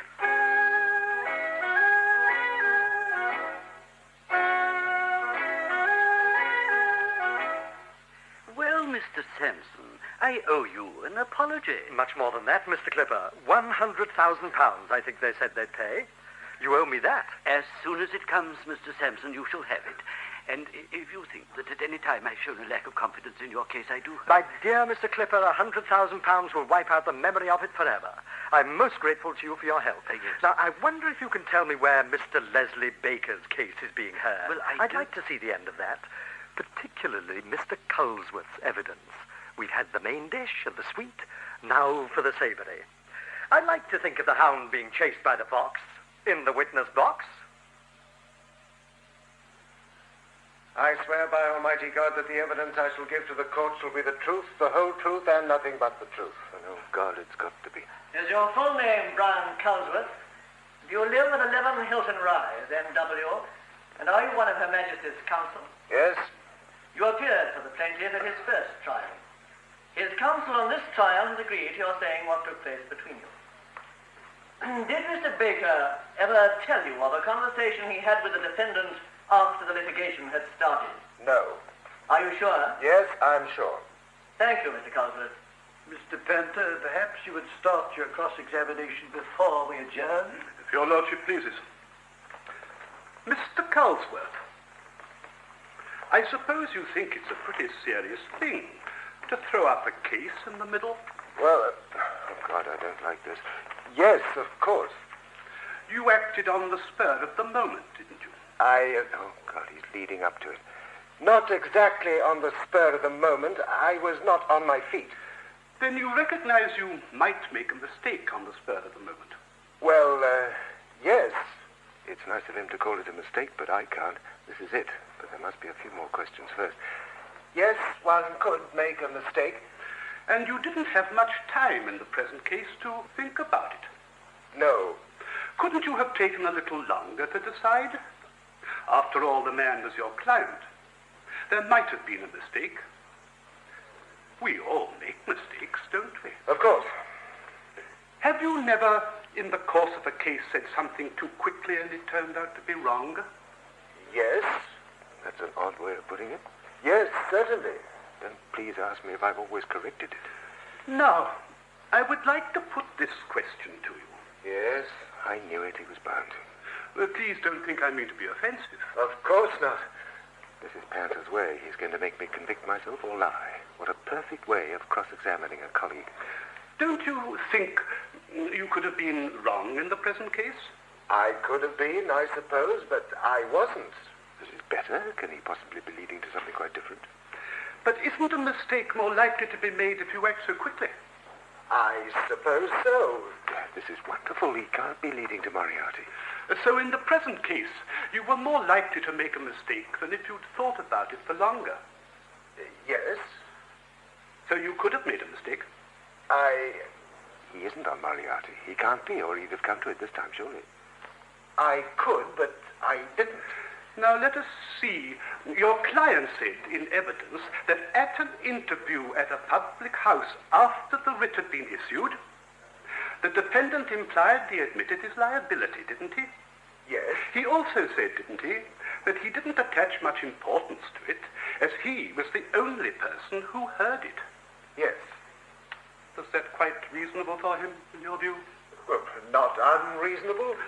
So that it was the sort of thing he might either not mention or not stress. I suppose so. Or he might mention one part of it and not mention the other. How do you mean? Well, as he attached little or no importance to the matter, He might have casually mentioned that he saw the defendant in a public house, but not have said what happened. After all, his attitude of mind was, it's word against word. If I'm not believed on the original promise, I shan't be believed about this either, so what does it matter? Well, that's reasonable, isn't it? Yes, I should say so. Now, if your client had only said to you that he'd seen the defendant in a public house without telling you about the conversation, that would have made no impression on you at all, would it? It would have been, well, completely immaterial. Yes, that is so. So that if all the plaintiff said to you was that, you might well either not have registered it, or you might have forgotten it. Yes, that's possible. Well, then you can't swear, can you, that the plaintiff did not tell you that he'd seen the defendant in a public house? No, I can't swear he didn't say just that. Let us assume, then, that he did say it. After all, he swears that he did say it, and you cannot swear that he did not. That's right, isn't it? Yes. Now, if he did say simply that he'd seen the defendant in the public house, it's not unreasonable that as he did mention the one fact, he might have thought he mentioned the other fact too. Yes, that's fair. Well, if that's fair, don't you think you were a little hasty in throwing up the case, as in effect you did? Your client may well have told you half the story, and thought that he told you the whole story. Well, nothing dishonest about that, is there? Oh, nothing at all. Then I repeat, don't you think that you may have done your client an injustice? I think you're probably right. That may well be what happened. I owe my client a profound apology. I acted too quickly. He may well have believed he told me about the interview, even though he hadn't.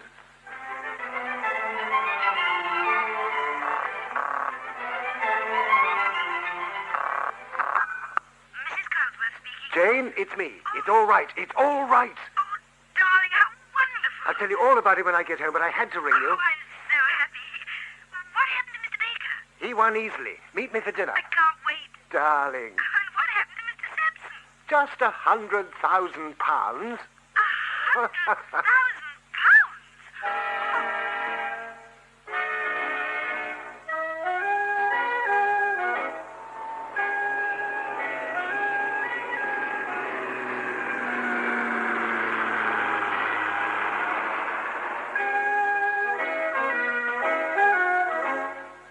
Thank you very much, sir.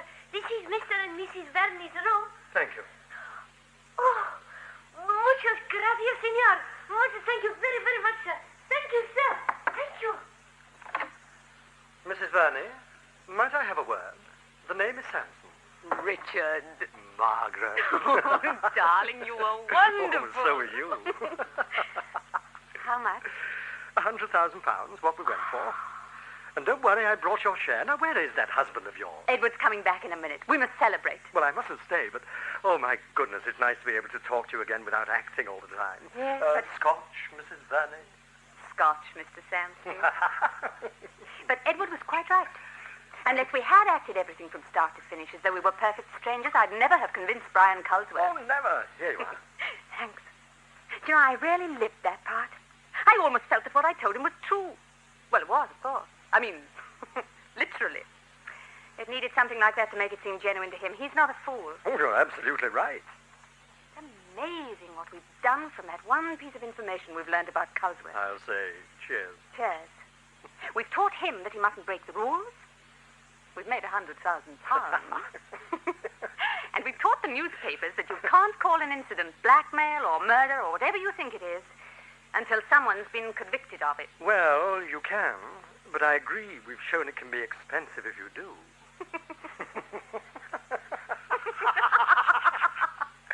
Very expensive.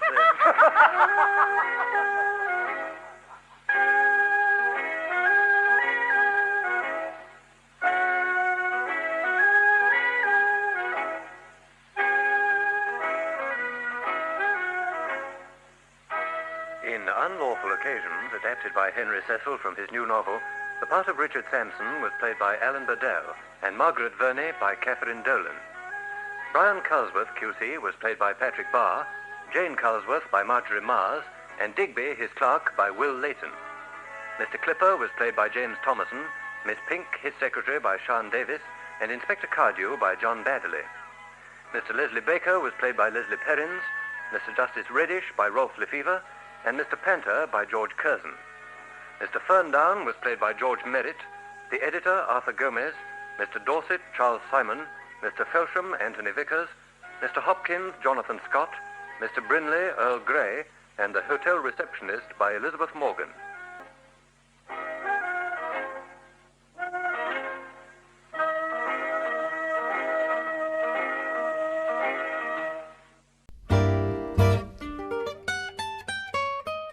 Georges Simenon's Madame Maigrey's Own Case.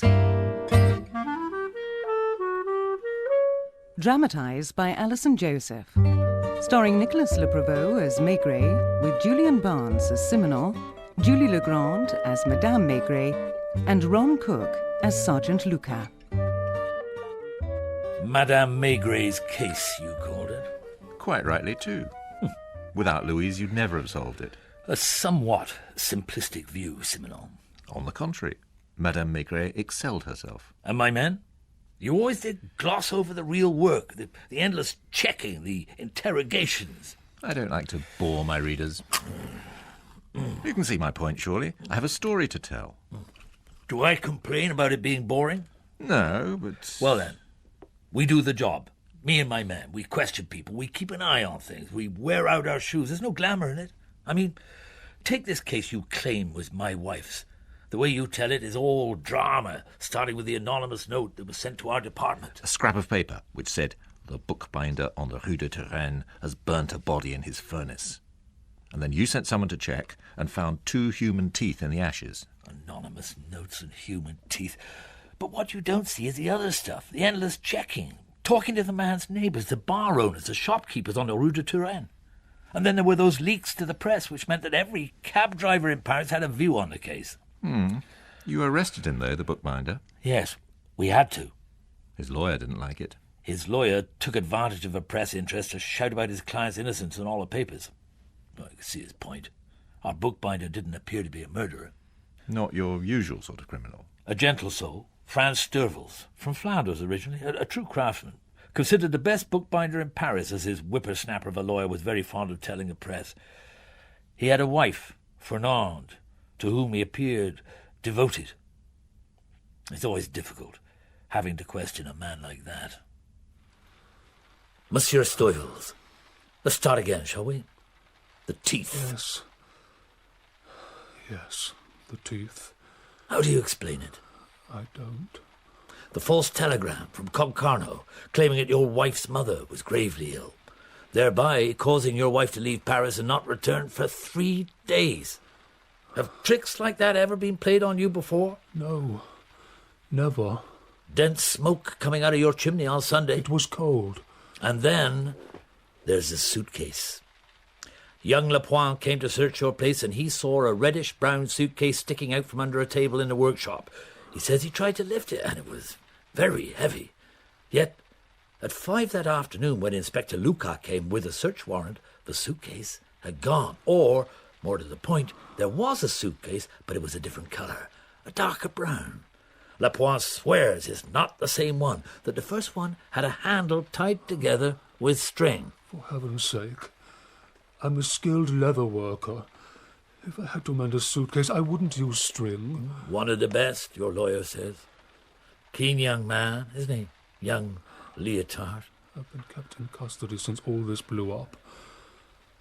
My wife's very anxious. Oh, yes, your wife. This has nothing to do with my wife. No, of course not.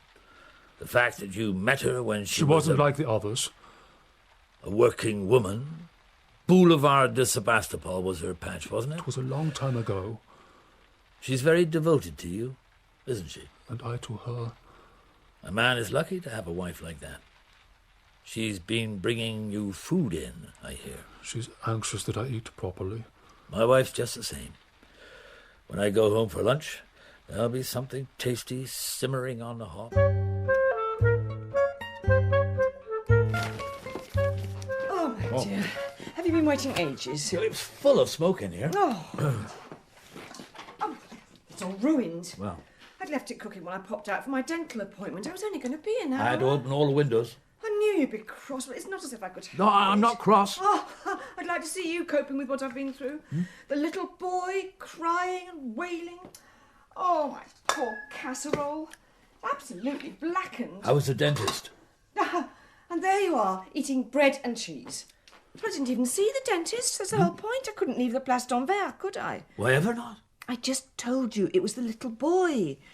I had to stay with him for hours. Even though he made such a fuss, everyone thought I was trying to kidnap him. Which little boy? I told you some weeks ago about the nice lady in the blue suit and her child. But you didn't listen, as usual.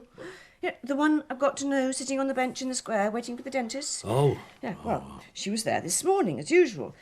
But this time, she suddenly asked if I'd mind her child. Just for a moment, she said. And then finally, about 15 minutes ago, she came back. And I jumped into a taxi. What did she say? Nothing. What? Nothing at all. And she seemed such a polite woman. There I was in the middle of the square and the poor child crying. And then this taxi draws up and I recognised her white hat. She didn't even get out. Just opened the door. And then the boy ran towards her and he gets in and she slams the door without a word of thanks. And then the taxi pulled out towards the Boulevard Rochechouart. And now you're laughing at me. I'm not. I knew you would. I'm not. To abandon your child like that. More than 2 hours I was there. She doesn't even know my name. Do you know hers? No. Where she lives? I don't know anything at all. Only that I missed my appointment, that my lovely chicken is burnt to a cinder, and that you're sitting there eating an old piece of cheese when I'd planned such a lovely meal. Oh, really, the cheese is fine, huh? Since when have you been content to eat a piece of cheese for lunch? I wasn't that hungry. You're such a bad liar. We can have dinner this evening. You'll be late. I won't, I promise. You always say that, and then you are. I'll be here. Well, don't expect another chicken. Chicken might be nice. It'll be your fault if it's burnt. Morning, Chief. All right, Chief. Morning, Chief. Inspector. Ah, young Lapointe. How are you getting on? Where's Luca? In his office, as usual. How's it going? Don't ask. Have we ever had a case like it? I'm drowning in paper here. Here's what the waiter said in the bistro on the Rue des Francs Bourgeois. Here's what Madame Rance in the umbrella shop said. Here's what Bousquet, the shoemaker on the Rue de Turenne, claimed he saw. Although his story changes depending on how many brandies he's consumed. We've gone through motives. None. Your Stoyvils has led the most unexceptional life of any man. And Inspector Torrance? He's still in Concarneau, trying to check the fake telegram about the mother being ill. Nothing so far. And now there's the taxis. I wanted to find out whether a taxi had taken anyone to the bookbinders after dark on Saturday the 17th of February. And sure enough, look. 3 people, according to the cabbie who came to see me yesterday.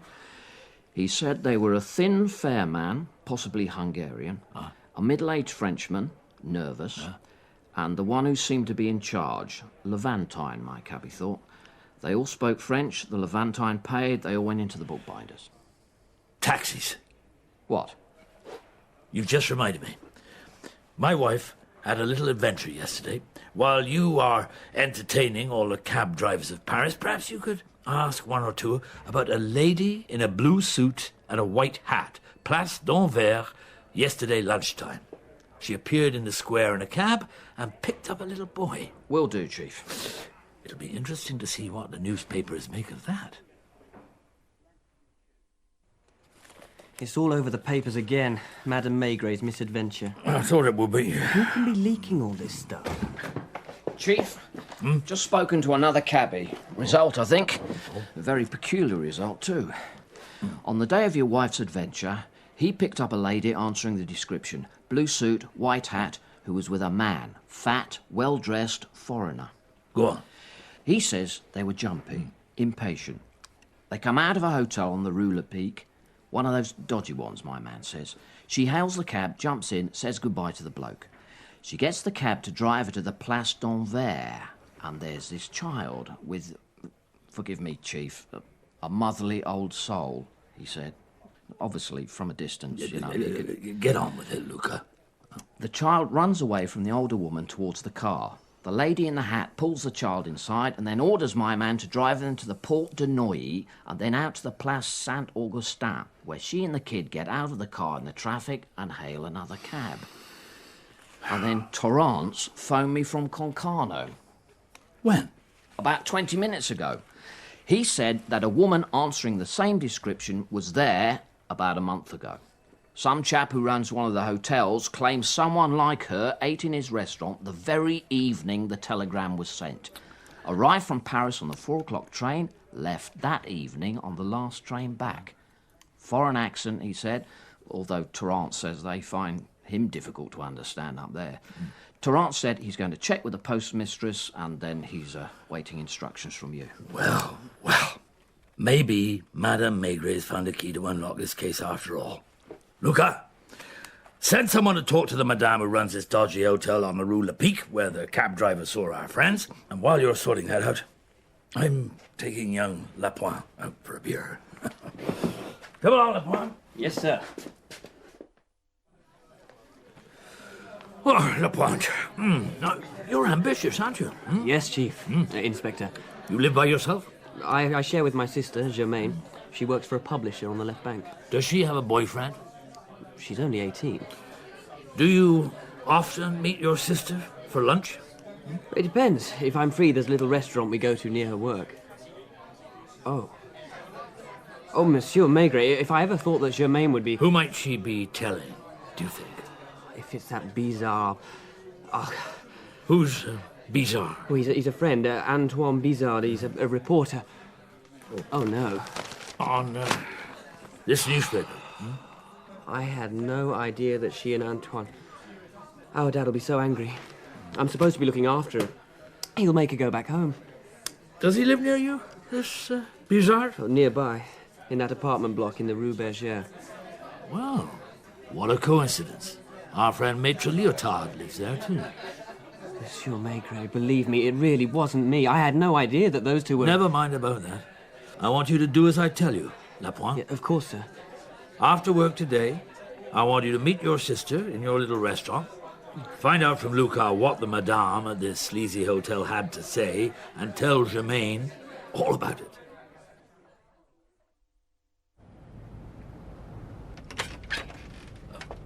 Madame Sturvels? Oh, Monsieur Maigret, isn't it? Is anyone with you? No. What are you doing here? You can see for yourself. Visiting, just like you. Monsieur Alfonsi. And how are my old friends on the Vice Squad? All the better without you. I could have had you all for unfair dismissal. But I'm not the sort of chap to bear a grudge. Especially when running a private detective agency seems to suit you so well. Does Maitre Leotard pay well? I've no idea what you're on about. I'm waiting. What for? For you to go. And if I don't? You don't want to find yourself trailed by one of my men, do you? No need to get nasty, Monsieur Maigret. I know when I'm not wanted. Does he often come here? I don't like him. It's something to do with our lawyer. How's your husband? All right. He reads all day long. He's bearing up. And you? Yes. I'm all right, too, I suppose. May I sit down, madame? Of course. You see, I want to know what happened, and at the moment I'm completely in the dark. Monsieur Maigret, we're all in the dark. Do you love him? Love? What I feel for him, it's beyond love. Your husband is a man of regular habits, isn't he? Yes. You hardly ever apart. He never went out without me. Monsieur Leotard. What about him? Why did your husband choose him? Franz doesn't like Leotard. He didn't choose him. Just a minute.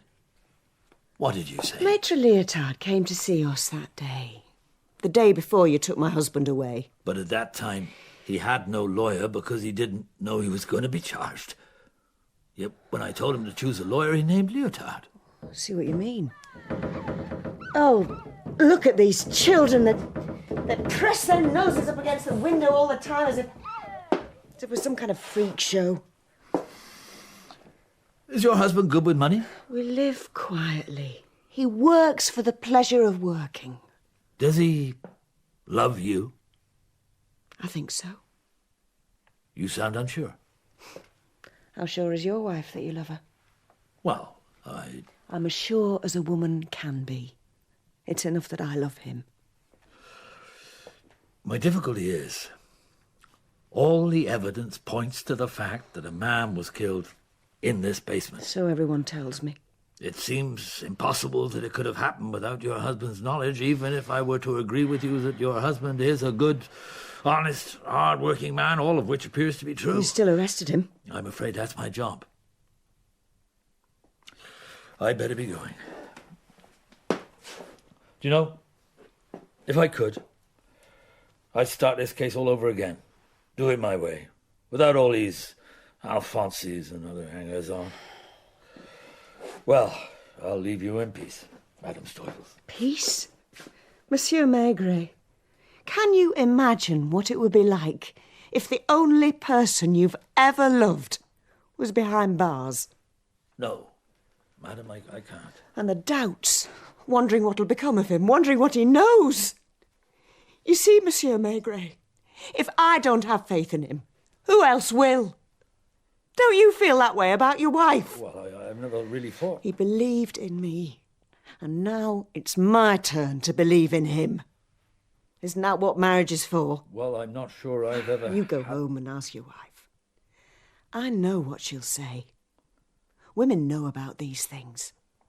Yes, perhaps they do. The whole story's in the papers, Chief Inspector.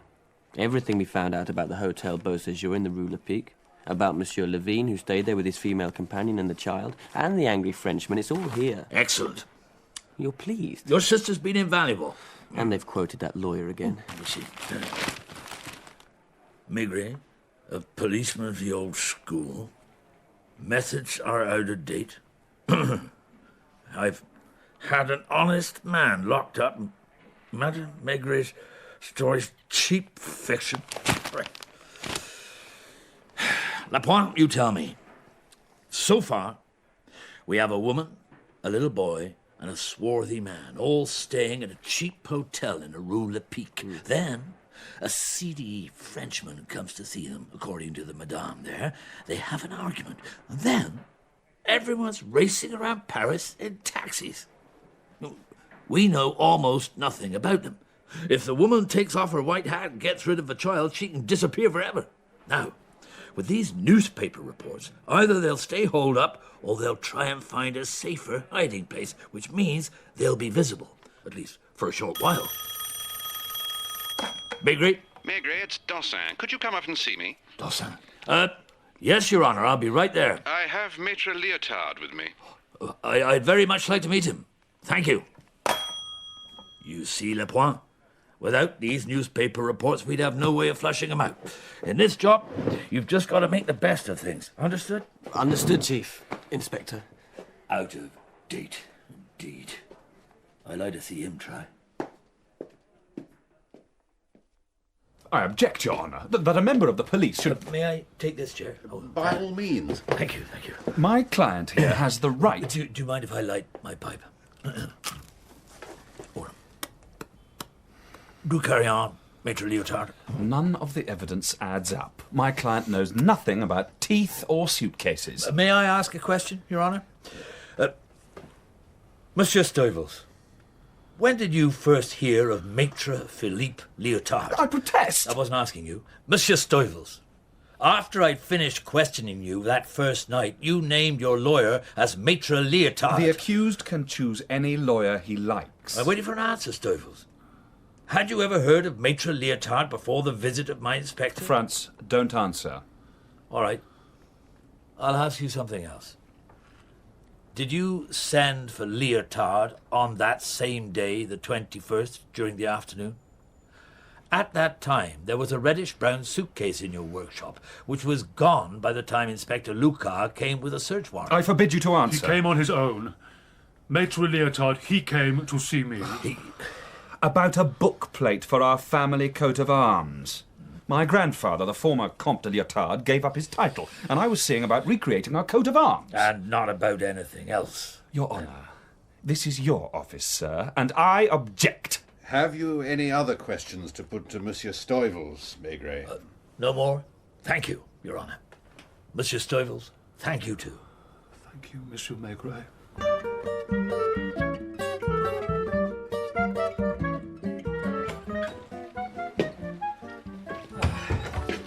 Well, there you are. No supper then? I've only just got back myself. Oh, I got completely soaked.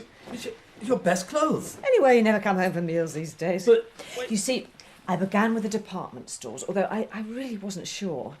And then I did the whole of Rue Lafayette. Then I went up the Rue Notre-Dame de Lorette and along the Rue Blanche, all on foot and in the rain. What are you talking about? The hat, of course. Oh, the hat. Of course. It's been on my mind, this business of the white hat. And obviously it's not men's work. I mean, white hats have been in for some weeks now, but one hat is never exactly like another. And at least I'd had a good look at this one. Now, you don't mind if dinner's cold, do you? I've got some things from the Italian delicatessens. Parma ham, hors d'oeuvre. Oh, and look, they've started doing these lovely artichoke hearts. And the hat? Talking of hats, Maigret, yours is dripping rain onto the carpet. You see, I knew there was no point looking on the Rue Saint-Honoré or Avenue Matignon, but then it wasn't a hat from the Galerie au Printemps either. Somewhere between the two, I thought, and definitely a milliner's, and a milliner's with good taste. So I did all the little shops around the Place d'Anvers. Oh, I must have seen 100 white hats. And finally, it was a pearl grey one which stopped me in my tracks.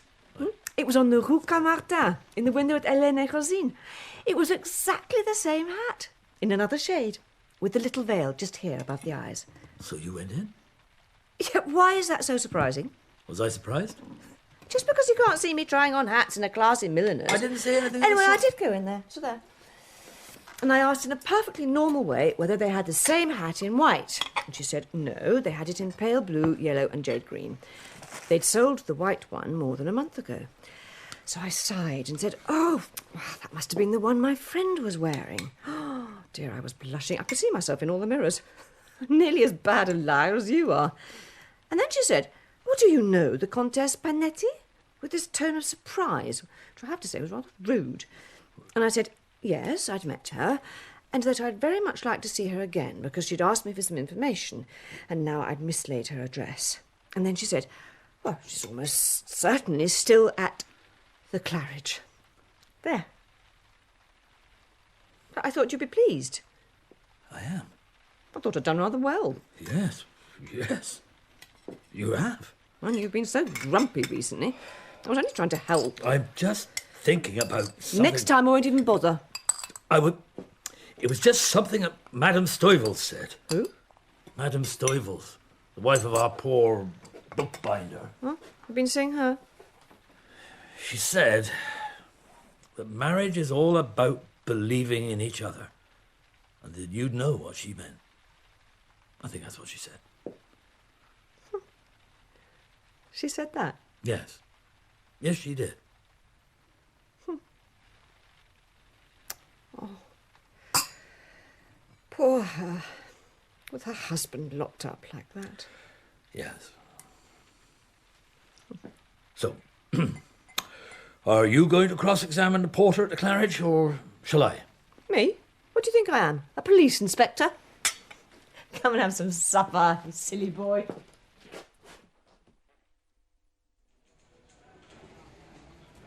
Luca! Morning, Chief. Got something for you. I visited the Claridge Hotel late last night. Not your usual haunt, Chief. The night porter there, he's an old chum. Very helpful. The Countess Panetti, you see. At first I thought she was the woman in the blue suit, but the Countess herself is in her 70s, wealthy widow of an Italian industrialist. She has an Italian maid, Luca, who wears a blue suit and a white hat and is called Gloria Lotti. She also has a son-in-law, a Hungarian called Crinkler. And the Countess's daughter eloped with this man, and then they separated, but he seems to be trying to build bridges with his ex-mother-in-law. He's also broke. Maigret, wait. Slow down. The Countess, with her maid, left Paris on the 15th of February in Crinker's car, a chocolate-coloured Chrysler. Crinker was driving. The Countess hasn't been seen since. Nearly a month later, my wife became embroiled in the affair with the little boy. Gotcha, Chief. A rich elderly lady. Now we're getting somewhere. So it appears. I'll get the boys onto missing Chryslers. We should check the results for the Countess, too. And Moores, up in records, has found a photo that matches the description of the seedy Frenchman. Alfred Moss. A Belgian, in fact. Originally an acrobat. Turned to petty crime a few years ago. Will you get records to look up this Crinker? Will do. So, Chief, how did you make the connection between our little gang and the Countess Panetti? Well, let's just say it was feminine intuition. I have a photograph I'd like you to look at. Do you recognize this man? Of course. It's Alfred, my husband's brother. Well, when did you last see him? About 2 months ago. We came to dinner as usual. With a suitcase? He always has a suitcase. Do you know what he does? Not exactly. Franz says he was an acrobat until he had his fall. He feels sorry for him. Why does he call himself Moss? You said their mother was poor, didn't you? It was worse than that, wasn't it? I guessed most of it. And then Franz told me the rest. She was in the same business as I was. And she drank. 7 or 8 children by different fathers. It was Franz who chose the name Stoffels. His mother was called Mosselea. Is she dead? I think so. He never mentions her. Alfred's the only family he sees. Your husband. He never went out without you. You were together from morning till night. Yes, every day. You never went out without him? Only on wash days, obviously. Wash days? Well, I can't do the washing here, can I? I go to the laundry barge on the Seine, you know, just below Pont Neuf. Do you mind if I light my pipe? By the way, have you heard of a Countess Panetti? No? Or her son-in-law, Mr. Crinker? No? Oh, well. And now I have a question for you, Monsieur Maigret. Do you think my husband's guilty? My dear Madame Stoivels, I'm afraid I have no idea.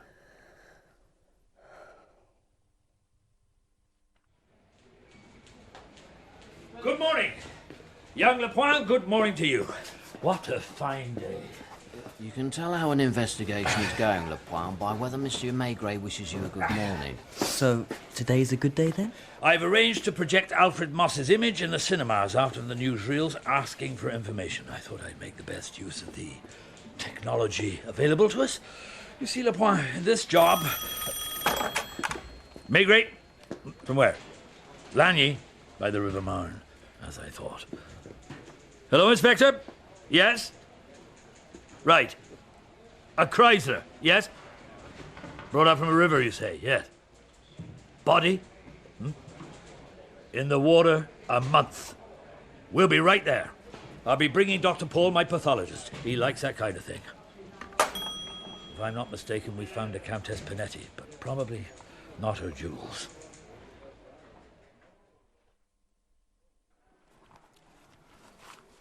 You're very quiet. Am I, sir? Lot to think about today? Suppose so. Bodies of murdered countesses hauled from sunken cars, that sort of thing. You see, Lapointe, in this job... And now, what are these messages? Well. Apparently, if I can make out Lucas's dreadful handwriting, a young woman came in with her father, having seen the photo of Moss. I knew the newsreel idea was a good one. And he says Moss had been lodging with them. called himself Peters. Peters, alias Moss, went out on the night of that Saturday in February, which of course is when Madame Stuyvels had been lured away to Concarneau, reappeared the next day, then didn't leave his room for a week. Vanished sharpish 12th of March, which is the day that my wife was left with a little boy. I see, sir. And according to this, Leotard phoned several times wanting to buy me a drink in the Shop du Negre. Don't you think that's very civil of him? Yes, sir. Talking of suitcases, Lapointe. Were we? I've had an idea. Now, think before you answer. Do you want to try something difficult? Wait.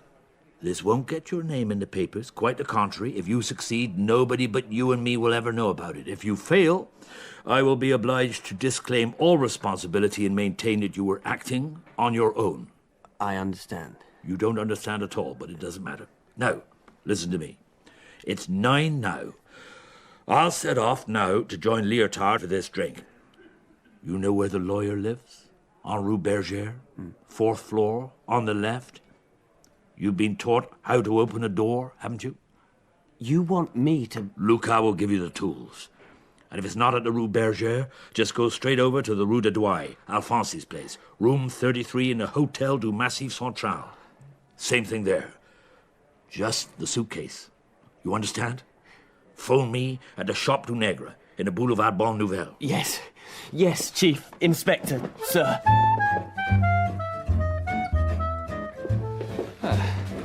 What'll you have? A beer? Oh, thank you. Waiter, a beer and brandy and water. So, how's the investigation? Has your appeal had any results? Maitre Leotard, why did you invite me here? Well, maybe it was to make peace.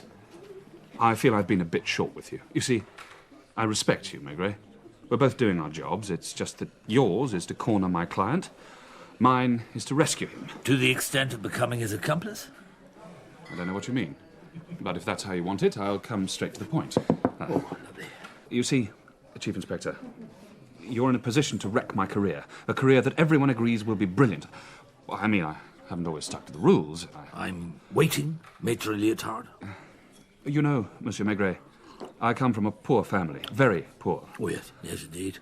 Comps de Leotard. What I mean is, I've been waiting for some time for a case that would give me a chance to distinguish myself. And now you've found it. Exactly. And on Friday, in Monsieur Dossin's office, you said something that made me think you knew more about this business than you were letting on. Oh, do you know, the beer here is awfully good. I think I'll have another. You're determined, aren't you? Look at that cashier. Now, she's a proper cashier, like the ones from the old days. That black silk blouse, her hair all pinned up, guarding the phone like that. All right. I admit it. I made a professional error in soliciting Stuyvels to become my client. Oh, yes, a professional error. I happened to hear about the case. There's a friend of mine, lives in the same building, Antoine Bizarre. He works on a paper. He has a girlfriend who... Yes, the sister of one of my men. So you do know? I like the way you tell it, Leotard. Well, through Bizarre, I heard that the police were interested in a bookbinder on the Rue de Turenne. So I went over there. On February the 21st, early in the afternoon. You're a cruel winner, Monsieur Maigret. Go on. I told him that if he was in any trouble, I'd be glad to defend him, and it's for his sake I invited you here this evening. Anything that harms me would harm him by association. There it is, Monsieur Maigret. It's for you to decide. Are you more interested in the cashier than in what I've got to say? No, not at all. I'm in your hands, Monsieur Maigret. All you have to do is go and see the chairman of the Bar Council and tell him what you know. Now look. She's taking a call. Excuse me, Leotard. I believe that's for me. Maigret? Yeah. Yes, yeah. Thank you, I'll take it here. Is that you, Chief Inspector? Yes. I've got it. It wasn't at the lawyer's. I did it just like you said. Nearly got caught by the concierge. Then I went over to the Rue de Douai. It was easy. No trouble getting in. The suitcase was under the bed. What shall I do with it? I'm at the cigar store on the corner now. Take a taxi to the office. I'll meet you there. Yes, sir. You are pleased, aren't you, sir? Yes, you've done well. Right then. See you later. Yes. See you later, Chief. Yes, right.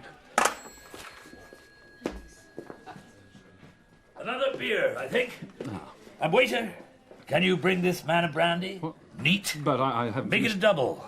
Oh, I don't want enough of Tomorrow morning, Leotard, I am indeed going to report you. Not to the Bar Association, to the public prosecutor. You and your crony, Alfonsi. I don't see why... Suppression of evidence in a murder case. Ooh. You're looking at years, I'd say, not months. Must go, old chap. The drinks are on you. Oh, how very civil of you. But... You see, dear boy, I've got the suitcase.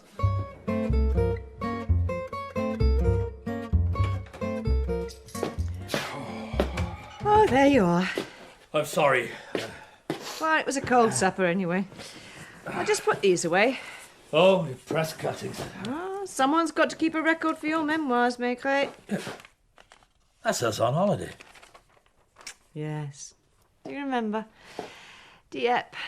What's it doing in that magazine? Well, didn't you see it? Came out recently. A 4-page article on the early days of your career and your methods. My methods. You'll find the ham on the coal shelf, dear.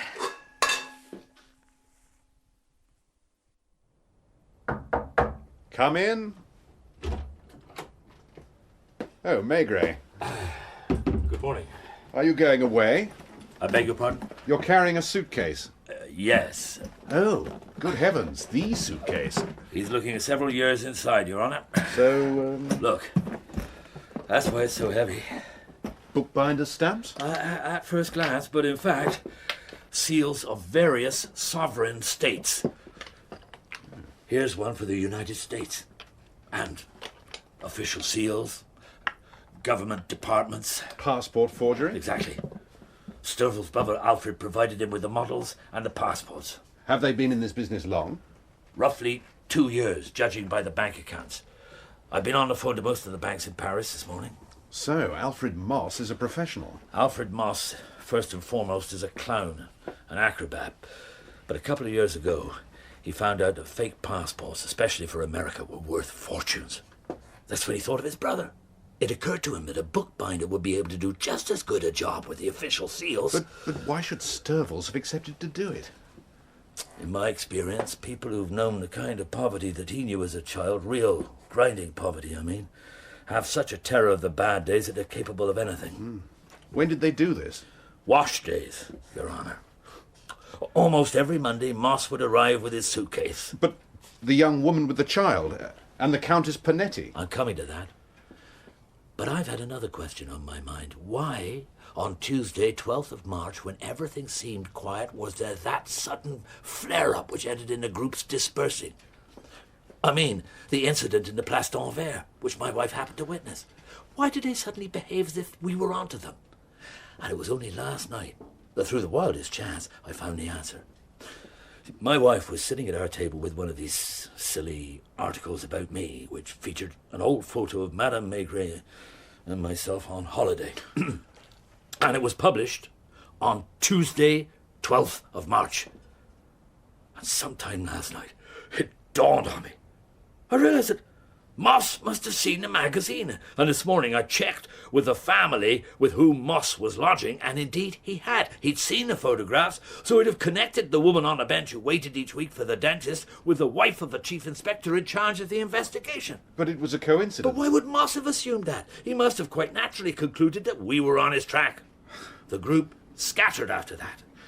Do you expect to catch them? Oh, in a week, or a month, or a year. You know how these things are.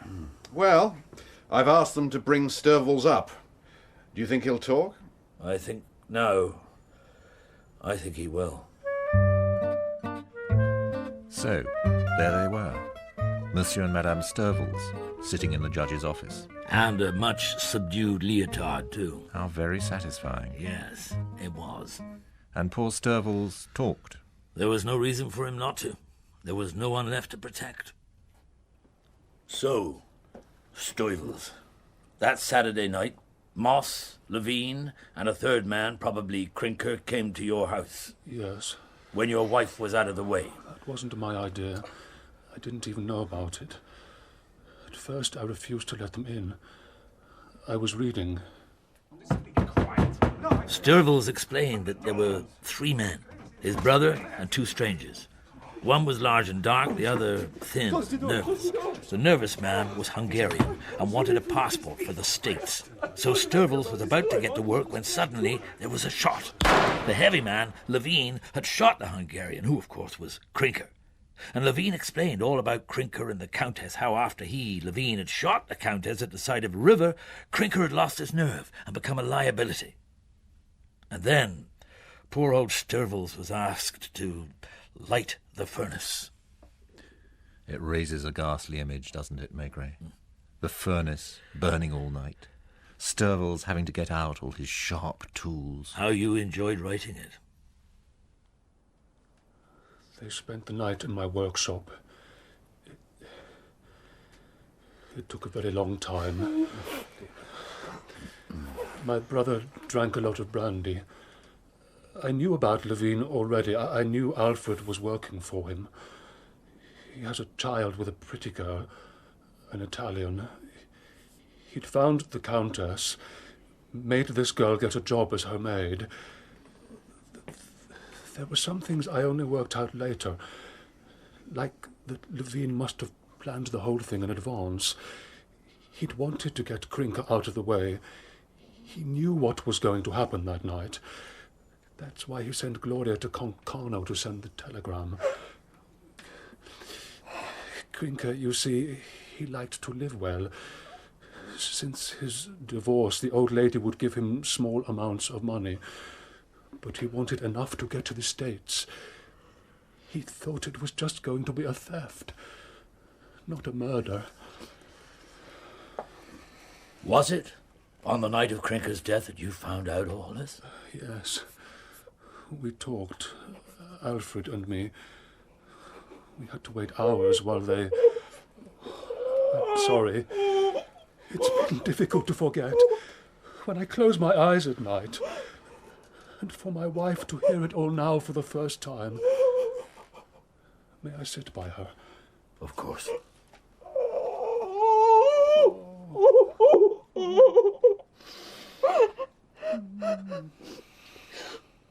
Oh, Franz.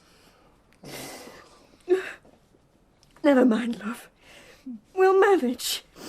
And you'll still be able to work. Shh. Oh. And you did indeed track down the others. You know we did. A month later, Levine was arrested, and Gloria Lotti 2 days after that. Her son had been entrusted to a peasant couple. She refused to say where. Alfred Moss killed himself 4 years later. The Countess's jewels had been at the hotel all along. And the shoemaker never admitted that it was he who had sent the note. You see? There you go again. How can you know that? It's typical of you. I have to tell a story, Maigret. Anonymous notes. Utterly fanciful. Gives us a bad name. Those of us who are trying to do a job. It's painstaking work, often very dull. I'm not complaining, but really, the shoemaker indeed. Why can't you just write the story as it really happened? It's like all these pipes I'm supposed to smoke. Things as they are just never exciting enough for you, are they?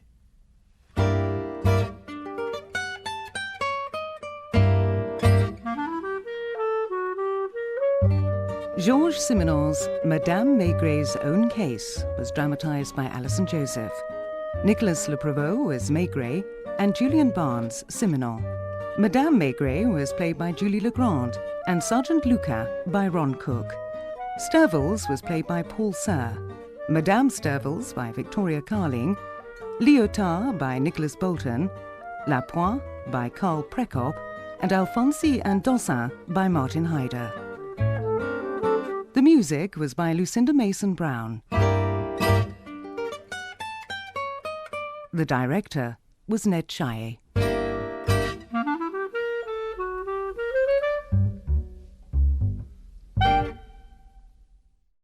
The writer, actor and comedian Mark Gatiss showcases all of his talents in our Friday play now, as the members of an exclusive club embark upon a new adventure. Murder Every Monday by Pamela Branch. Dramatised for radio by Mark Gatiss. Clifford Flush had murdered nobody since 1939. For 15 uneasy years after his controversial acquittal, he tried to persuade himself that the tiger in him was fully tamed. And then came Armitage.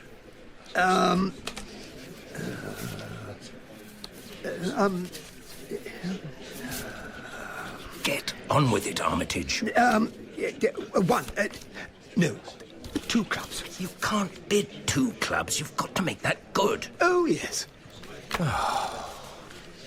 Unable to endure the man's pleasant smile and cautious bridge game for another moment, Flush was overcome by an irresistible urge and pushed him under a bus in Piccadilly. Flush, old boy, that incident the other day, you shouldn't have done that. I've apologised, haven't I? I bought you a new hat. That my trilby alone was flattened was something of a miracle. I think, old boy, that perhaps you need a change. A change? Somewhere right away. A spell in the country, nothing like it. I really must insist. Are you threatening me, Armitage? Matter of fact, I am, old man. Flush took his problem home to the residential club in Chelsea of which he was the founder. They called themselves the Asterisk Club, and as a sanctuary for those with similar histories to his own, that is to say, let's not be coy, wrongly acquitted killers, it had proved an immediate success. He informed Mrs. Barrett, Colonel Quincy, and the dreadful lump of flesh known as the Creaker of recent unfortunate events. So, there we have it. I pushed him into the path of a number 19 to Finsbury Park, but he rolled under a bubble car and managed to save himself. Oh, to think that you, Clifford, of all people, should be threatened by a gentleman too timid to bid a slam. Blighter. Asked for it. Got it. Sauce. Country, eh? Sheep and that. It grieves me more than I can say to have to leave our little establishment. However, I intend to put into operation a scheme which I've been considering for us for some years. Us? Us, Naomi. In the country? I have no choice, Colonel. Armitage is a man of his word.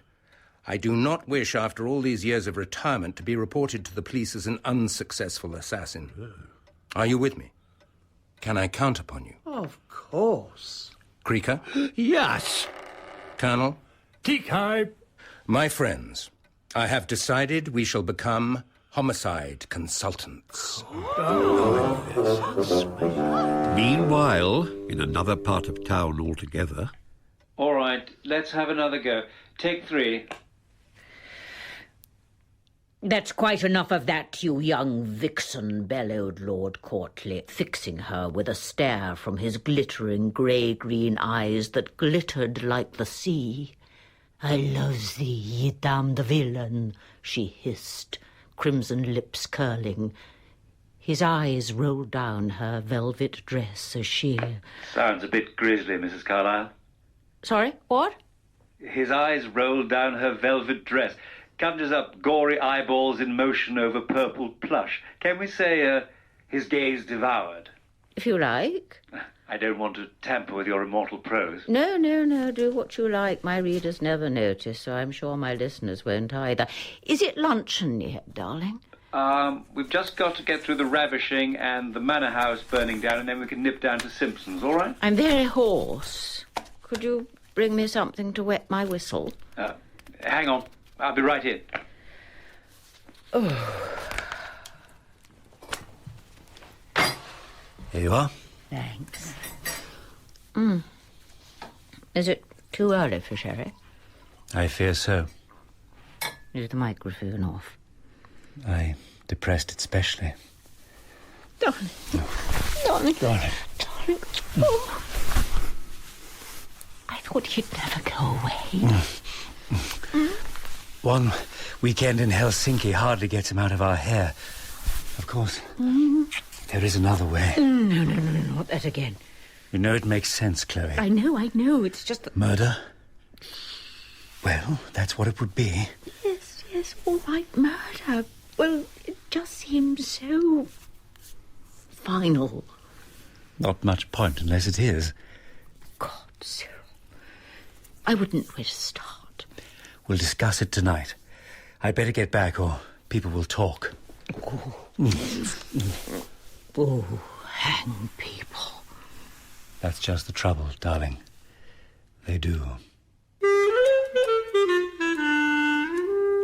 Got to be in the wilds.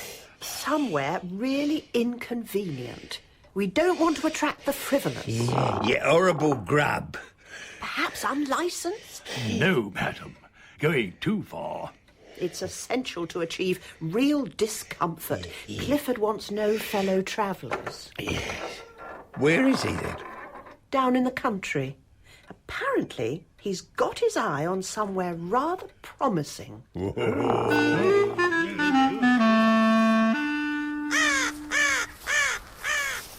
been a pageant in service at Dancre Manor since the time of Naseby, sir.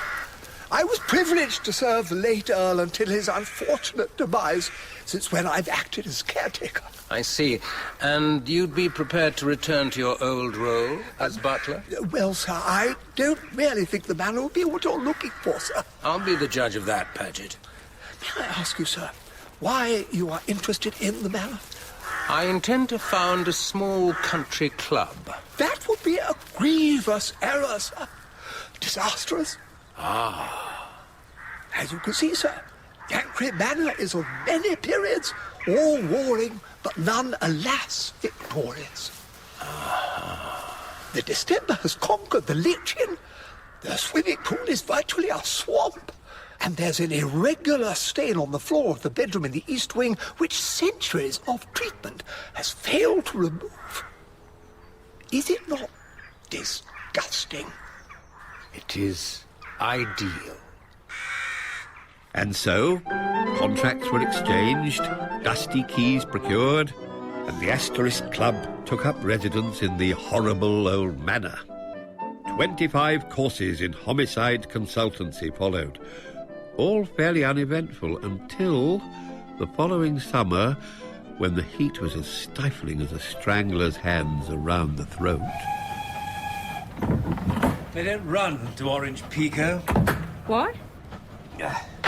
The buffet. I got some of that chicory coffee. No thanks. How many words have I written, Cyril, darling? In your lifetime? In this damned book. Oh, about 80,000, would I guess? You can tell by weighing it. Lord, yes. Literature, midget gems, all the same. Not enough. Not nearly enough. All right. As the sun exploded into 1,000 million crimson rays over the melting Pacific, Lady Devonish donned her costly negligee and... She was wearing jodhpurs on page 109. Do you think I don't know that?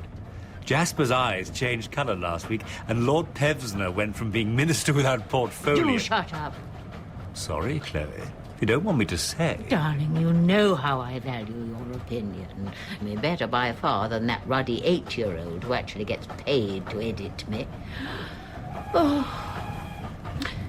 Lady Devonish donned her costly negligee, having torn off her damn fool jodhpurs. There. Satisfied? Mm-hmm. Now then, Terence has got to go. Hunting accident? I thought a plane crash. Oh, yes, you're good at them. Speaking of persons having to go... What do you mean? Ned is what I mean, Chloe. Your husband is what I mean. Cyril, I've got remorse. Let's have a sandwich at Poxwell Regis and go straight back. No, it's too late for that. Oh. Give me a cigarette. Cyril, do you love me enough? Darling, you know I do. Light? Thanks. Oh, you dropped your checkbook. Darling. Don't mind if I sit in here? Oh. I beg your pardon? Yeah, very kind of you, I'm sure.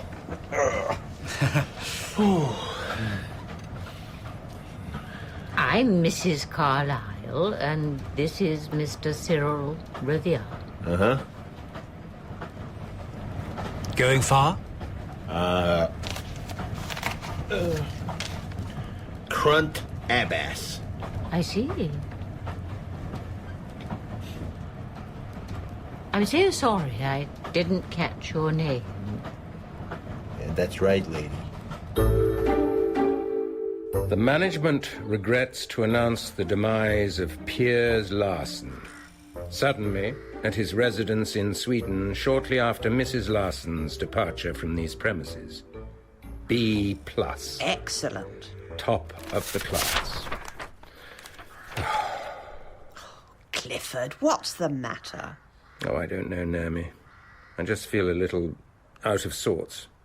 Perhaps it's the heat. I expect so. Have you sent Miss Parrish to the station? Yes. The new batch should be arriving any time now. Excuse me, miss. Do you happen to know where I can find a taxi? Oh. There aren't any. Where are you going? The manor. Dankry Manor. Well, I suppose you never can tell. You're staring. Sorry, it's just your belt. Skirt. Skirt? Is it? Yes, I'm Bill Thurlow. Dina Parrish. I'm the secretary. I've come to pick you all up. Don't say we have to walk. I shall simply scream. Well, I won't give you a fireman's lift, not after last time. Ah, the new arrivals. You must be Mrs. Carlyle? Yes. And Mr. Revere? Rather. Are you on the staff? Yes. Charming little blouse you have there. Charming. And little. And this gentleman? Bill Thurlow. Hello. And this must be Mr. Manelli. Right. So you're heading for... Dankry Manor, yeah. Well, ain't this nice?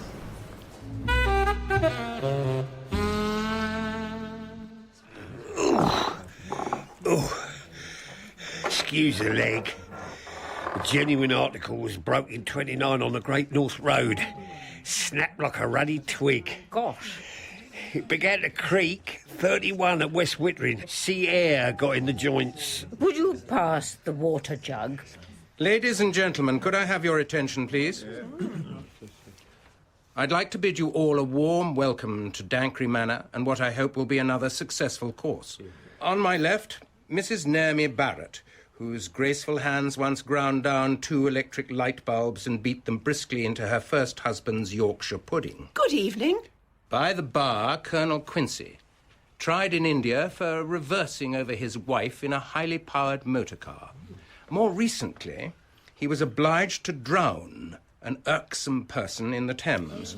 There were several spectators, but his work was so polished that he was congratulated by the coroner for his intrepid attempt to save the man's life. Beggar swam like an otter. Pleasure to meet you. We now come to myself. I do not wish to boast, but... You were the Balliol butcher, weren't you? Pushed 3 women off trains? That's right, Mr. Thurlow. A method I now realise to be unsatisfactory unless put into operation over a viaduct. Miss Parrish, on my right... Hello. ...was recently affianced to a certain artist whom she came to distrust.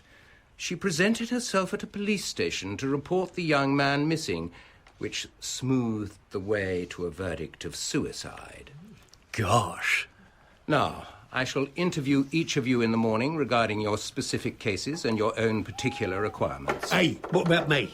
Be quiet, Creaker. Tell him about me. The Creaker was tried and sentenced to death in 1937. Yeah. His crime was unattractive. Tell him about the deck chair, Creaker. the windbreak pole, and West Wittering. Silence. Now then, Mrs. Carlyle. Yes? I have you down for anatomy, firearms, court procedure, jiu-jitsu, and alibis. Have you got that? Yes. Mr. Revere, your curriculum is the same with the addition of manipulative exercises, accidents, electricity, and forging of suicide notes. Mr. Manelli? Yeah. You will study firearms, court etiquette, grips, knots, tourniquets, and water. Oh. Dear me, it really is warm tonight. Mr. Thurlow. Yes? I shall pin your timetable to the notice board. I'm afraid I have rather a headache coming on. Not to worry. I'm going to drift out onto the balcony. Anyone coming? Yes. Cyril. Just a breath of air, darling. No. Like our host, I fear I have a head coming on. Paget, perhaps you'd be good enough to show us to our room. Certainly, madam. This way. Darling, do you think we're safe? Oh, I should think so. I mean, surely this is the last place they'd want any complications.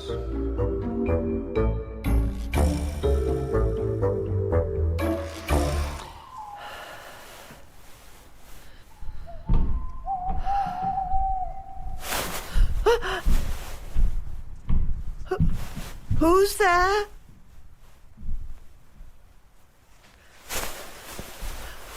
I must warn you that I'm armed.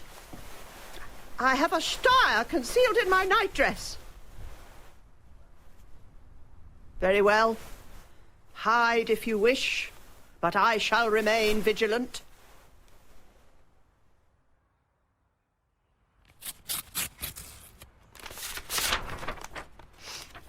Patchouli, a Greek. Can he pay in instalments? We regret usual things. Righto. Ugh. What is it? Lined stationery. Could you speak to Paget? I seem to have mislaid a dressing gown. Instruct him to institute a search, would you? Certainly. Are you all right, Mr. Flush? Just the heat.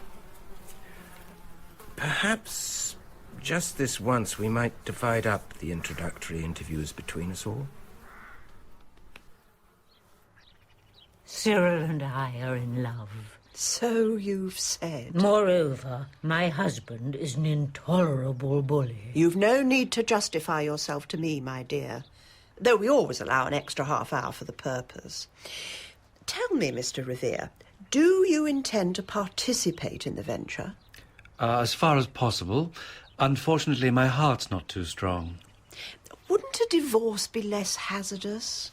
Ned refuses even to consider it. He says I've made my bed and he intends to sleep in it. A familiar tale, believe me. Is he in good health? I'm afraid so. Insured? Oh, yes. The policy should be allowed to lapse. That seems rather a waste. Does your husband have enemies? He is a stockbroker. Both of you can drive? Me and Ned or me and Cyril? You and Cyril? Yes. Yeah, but I'm rather nervous, and Cyril has an endorsement for being under the influence. Oh? Of barbiturates. And vodka. You have your own garage? No, we rent a Muse one. A Muse? Now that has distinct possibilities. My God. I know. The blackguard. Quite. You mean he... Yes. In broad daylight? I'm afraid so. Mr. Thurlow, I will deem it a favour if you will entrust this monster to me. He should be dealt with immediately. No, it's very kind of you, but I promised my father that I'd keep it in the family. I thought perhaps I'd shoot him. Too merciful. Allow me to summon the Creaker. When he's roused to anger... No. I appeal to you. It would afford me great pleasure. No, I'm sorry. My father wanted to do it himself, but with his arthritis, he can barely peel a satsuma. Mr. Thurlow, I insist upon you taking this course free of charge. I insist. So, Mr. Manelli? Mm-hmm. Your reputation precedes you. Yeah, you might say that, yeah. Yeah? Full name? Joe. Profession? I got a florist shop. Yeah, I'll put industrial consultant. Hey, I got a florist shop. Yeah, come on, sunshine. We're not kiddies, are we? I've seen your form.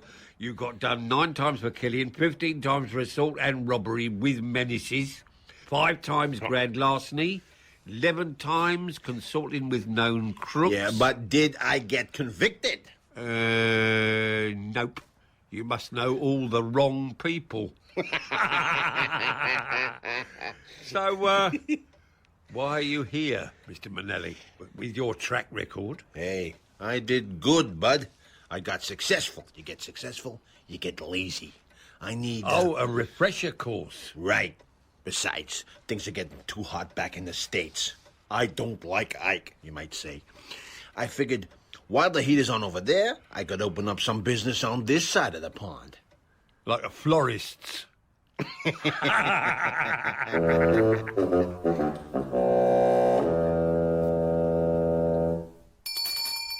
Where is that dreadful servant? If I'm to complete this aeroplane crash, I must have gin. If he comes in, I'm not hiding in the bloody wardrobe again. It's ridiculous. But, darling, you're so good at it, you must have had lots of practice. Oh, comb your hair. You look like a case of mistaken identity. Let's go home, Cyril. No. We start lessons tomorrow. I'm rather looking forward to it, going back to school and all that. Yes, but it's hardly gym class and English comp, is it? Those dreadful people. I mean, no murderer is quite sane, are they? Who knows when they might break out? Let's go home. Will you stop saying that? We can't. We've taken this lot on for better or worse. And worse and worse. Oh.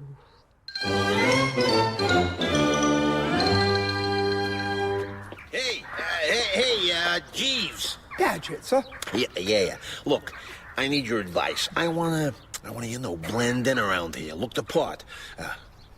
What do you think? Think, sir? Of my ensemble? A black tie is merely worn with plimsoll, sir. And certainly not with Bermuda shorts. No? Not in the better houses. Hey, Flush. Says you used to work here back in the day, yeah? Yes, sir. For the old Earl, sir. We had some wonderful times at the manor. Happy times. So, how comes you're working here again, huh? You know, what are your, qualifications, Mr. Paget? I love this house, sir. I was very pleased to accept Mr. Flush's offer to come back and buttle. And, that's all? That's all. Now, if you'll excuse me, sir.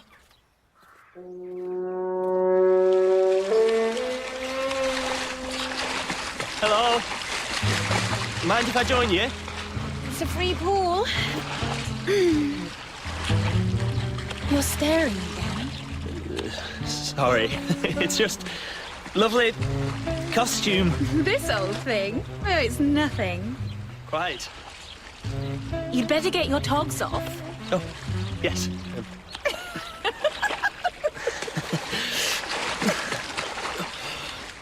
Come on in, then.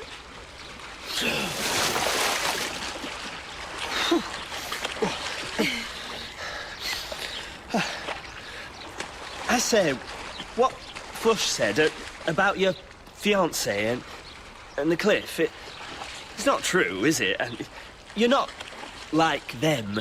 Darling boy. I won't believe it. You don't belong here, Dina. Really? Don't I? Where else would I go? Oh, let's not talk about that now. I prefer it on my back. How about you? What? Swimming. How about you? Oh, breaststroke.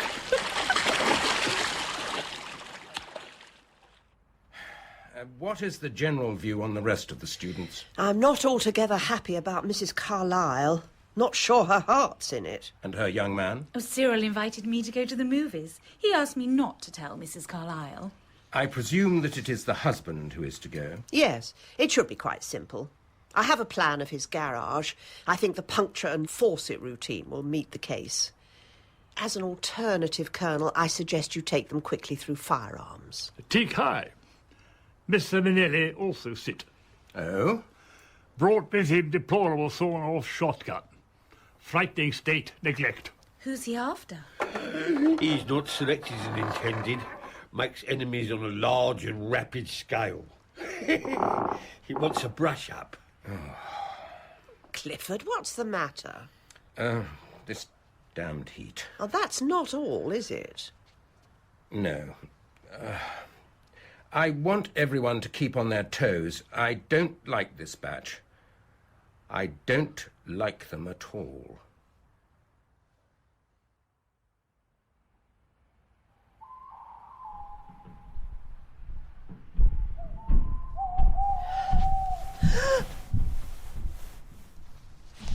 Who's there? I warn you, I have a Walter P38 in my directoires. Right. I'm coming out.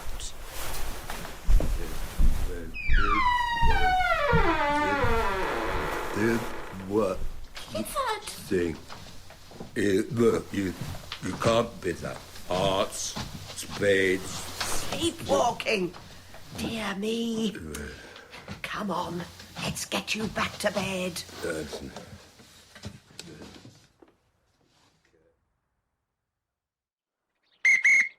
Attention, please. Electricity. Much neglected, domestic, universal, still baffles Einstein. Consider breakfast. I just ate. Electric kettles, toasters, cookers, moist switches. But remember, intended may be revived up to 4 hours after your experiment. Now, Mr. Thurlow. Yes?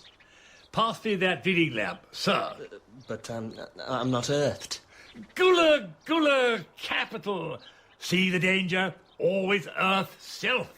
Gumboots and lockers. Please put 'em on. Now, gentlemen, we shall go outside and consider dynamos and lightning. I said the carotids, Mrs. Carlyle. First and second finger on the jugular, thumb on the internal jugular, small finger on the subclavian.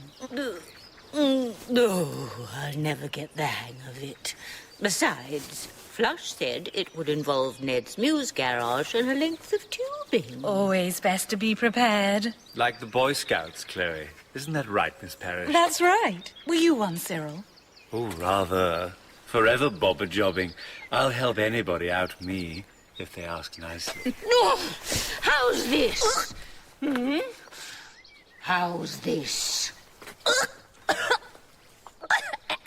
Excellent. Splendid, Mrs. Carlyle. That would have choked a gorilla.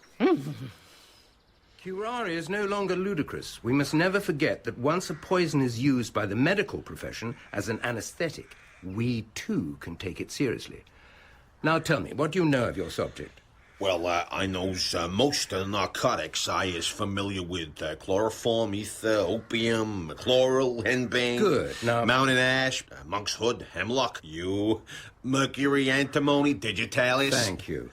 Trional, strychnine. Thank you, Mr. Manelli. Top of the class. But let us start right on our own doorstep. Would you please write down tinned meat, shellfish, and sausages? Be relieved when this course is over. Troublemakers, this lot. A chote peg? No, thank you. Never saw so many yellow streaks. Herd of zebras. Don't like it. Yes. Bit windy, self. Take Clifford.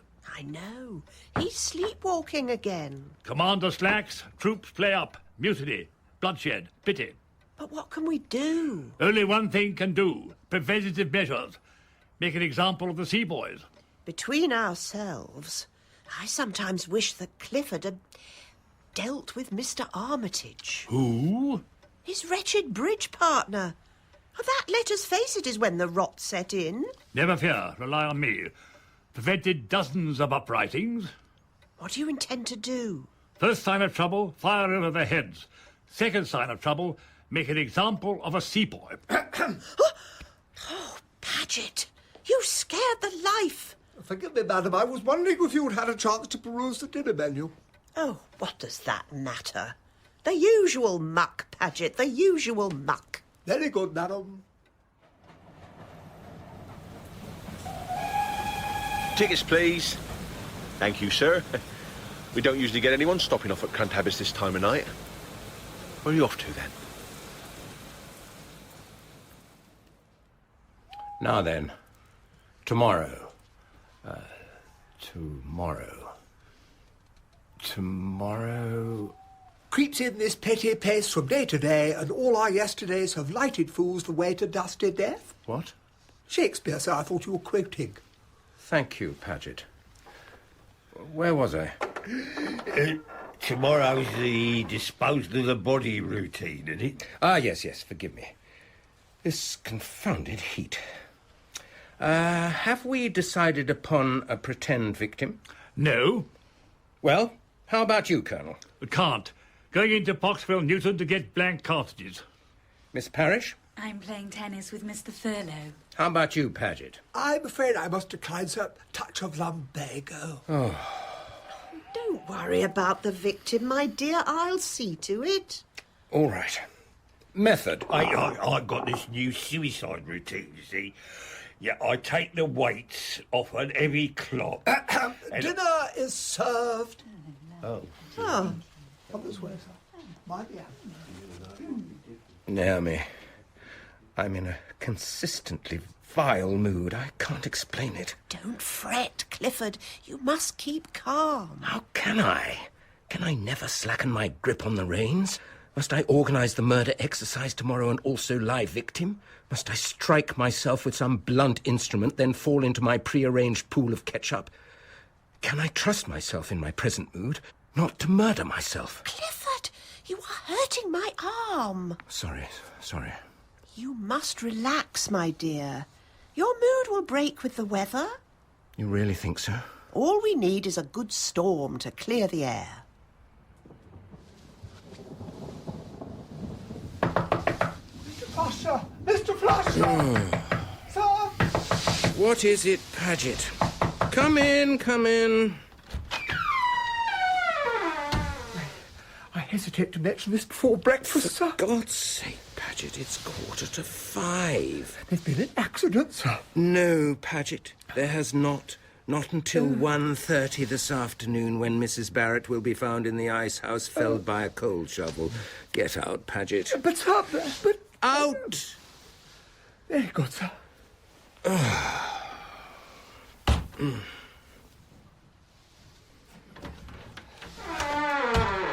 Flusher, I must insist... Paget, the casualty is not until this afternoon. No, that's as maybe, sir. But there's also been one this morning. What the devil do you mean? A dead man, sir. Who? I cannot say, sir. Paget, this is not the time for reticence. It's not got ahead, sir. What? No, sir. Locked off by the look of it. And where is this unfortunate person? In the swimming pool, sir. Very well. Alert the rest of the senior staff and tell them to report to the scene of the crime. Collect the students and Miss Dina in the drawing room. Was that repellent servant implying that this creature has been, well, murdered? Well, I ain't never heard of suicide by decapitation, lady. Oh, I don't know. Perhaps a shaving accident. Funny guy. But who? Who is it? A middle-aged man in a blue suit was all Paget said. Shouldn't someone send for the police? Ow! Will you stop asking damn fool questions? Listen, pals, we gotta start thinking about our alibis. Must we? Isn't this one on the house? At a very rough estimate, this man has been dead for quite a long time. The garden scythe is matted with blood. I imagine that's how it was done. Beheaded and then pushed in the pool. How horribly clumsy. Clumsy. Yes, just the word. Well, don't look at me. Why are you all looking at me? Before we interrogate the other suspects, I suggest we run through our own alibis. Naomi. Offhand, I really don't know. But I couldn't have been up at such an hour. Ah, what hour? Colonel? Sleeping. Creaker? You appreciate that the gaucherie of the method is strongly reminiscent of your handiwork. Cock. And you, sir? Alibi? At 12:30, I was obliged to resort to sleeping pills. I took 4, enough to drug an elephant. Have I your assurance that none of you is responsible for this buffoonery? He's not my type at all. No motive. Who devil is he? Well, yeah, you got to have a motive. I fear that in this case, the motive will not necessarily lead us to the malefactor. In my opinion, this is either a homicidal whim among the staff, or one of our trainees has been practicing. I shall give the misdemeanant exactly 20 seconds to confess. This is a farce. Why should you suspect us? We haven't killed anyone yet. Well, sister, Yes, all right, Mr. Minelli has, but that is different. They were Americans. Maybe the victim was a Yank. Hard to tell without a head. Hard to tell with a head. Not really. They have such good teeth. Fair point. Anyway, your staff are the professionals. Surely it was one of you. No one? Very well. Mr. Revere, do you have an alibi for 2 or 3 hours around dawn, or thereabouts? Certainly. I was with Chloe. I'm not going to be your alibi. Absolutely not. Chloe, how at a time like this you can be so suburban? Suburban? If you had attempted to come into my room after that rodeo last night in the games room. Rodeo? Cyril and I were playing ping pong. No. What about you, Mrs. Carlyle? An alibi? I haven't got an alibi. We haven't done alibis yet. Mr. Minelli, is there any reason why I should not suspect you of this dastardly stratagem? I was playing solitaire. Alone? Oh. And you, Mr. Thurlow? I was talking with Dina, Miss Parrish, when Mr. Revere arrived and suggested table tennis. My presence felt superfluous, so I went to bed. Darling, we could have made up a 3. Ping pong. So, there we have it. None of you has an alibi. I must say that I am highly displeased. This was not on the curriculum. Paget! Paget! I've been browsing through the latest chapter, darling, but you've stopped mid-sentence. Contessa Vincenza was sick at... Sick at what? Go away. Sick at the sight of the waiter's thumb and the bouillabaisse. At Lord Peter's manly waistcoat as he pressed her to his heart and kissed her. You're a beast. Run along and play with your new friend. I've behaved dreadfully, and I'm thoroughly ashamed of myself. Chloe, darling, do you think you'll ever be able to forgive me? I've been such a fool.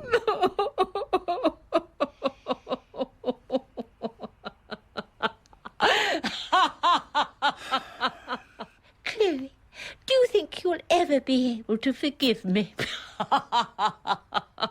You fabulous bitch. If I catch you hanging around with that tarty blonde again, You'll what?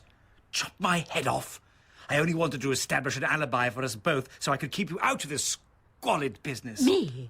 Oh, yes, of course. Most gracious, so kind, so loyal. Well, if you want to be involved in a working-class murder, wade in. Wade in. Ugh, where are you going? Why should you care? Oh, by the way. What? The Contessa Vincenza. Where was she sick at? Heart, you fool. I know the feeling.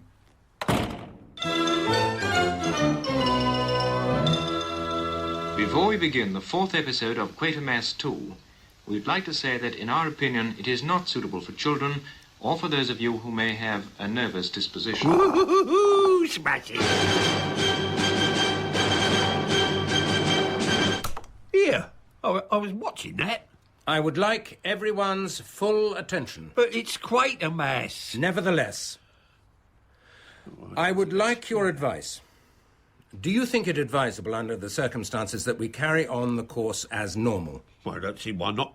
We do have a killer in our midst. Tout ça change. But if we refuse to be rattled, the miscreant might make some elementary slip that puts us on his trail. Or hers. Indeed.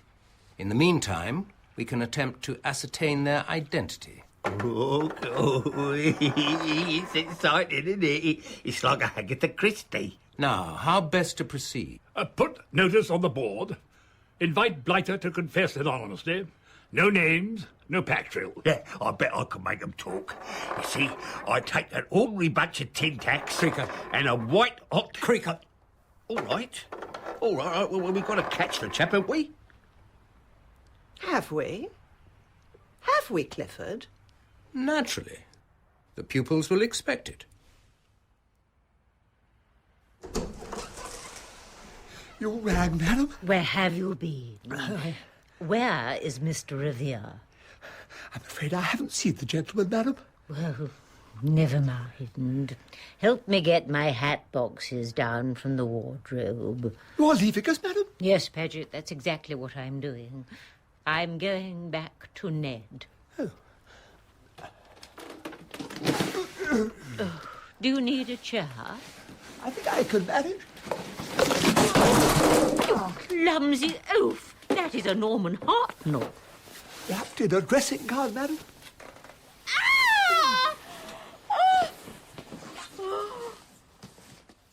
Oh, God. It's a head.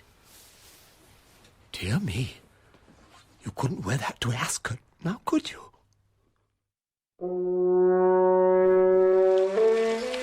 Dina? What are you doing in the pool? Already? Swimming, of course. The water's not evidence, you know. No, I suppose not. Nobody seems to give a damn. There ought to be policemen milling about, roping off the area, people taking photographs, that sort of thing. I think Mr. Flush is rather annoyed. It's upset the whole course. You're supposed to have done deportment in the witness box by now. I wish I'd never come. Do you? No. Why, Bill? Well, you know... Could you untie this little bow at the back of my costume? Yes, I bet you've got an alibi. Why should I need one? I don't even know the man's Well, name. nobody seems to. My money's on Cyril. Why? I don't know. I just think... Tut, the green-eyed monster, darling. Do you have an alibi? Of course. I'm staff. I want you to have an alibi. Somebody ought to look after you, Dina. You're not wicked. You're just irresponsible. You say the sweetest things. Oh, ugly bugger, isn't he? Suggest move head onto newspaper. Blood and water ruining pile. For God's sake, Paget, do as he says. Put it in the fire bucket or something. At once, sir. Does anyone recognise it? No. Nope. Clifford? No, why should I? I've never seen that severed head before in my life. All right, my dear, keep calm. I am calm, perfectly. Now then, Paget, where did you say you found this object? On top of Mrs. Carlyle's wardrobe, sir, in a hat box. And where is Mrs. Carlyle now? Resting, sir. She was quite overcome. And Mr. Revere? Nowhere to be found, sir. Mrs. Carlyle is quite upset. There is one more thing, sir. Yes? The object was inside a hat box, sir, but it was wrapped in a dressing gown. This dressing gown. A Roman purple. Trefoil motif of C and F. Yours, old man. Well, Don't you see, this is an obvious attempt to frame me. You must believe me. Going to knock people off, only have to say. No recriminations. Amongst friends. Oh, to hell with this! Clifford! Clifford! Clifford, what is it? Oh, God, Naomi, am I going mad? That head, that face. What's the matter? I wanted to scream when I saw it, don't you see? It's Armitage, it's Armitage's head. Armitage? Your bridge partner? Yes. Oh, no! Don't you see what this means, Naomi? I must have killed him. Do you know what I think, Bill? I think you bumped off that man. No, of course I didn't. Do you swear? It's rather important to me. Dina, I solemnly swear that I've never bumped anybody off. And what's more, I never will. Never? Never. But what about your intended? The one who... No. Between ourselves, I know now that I wouldn't have been able to pull it off. I'm just not the type. Dina, will you marry me?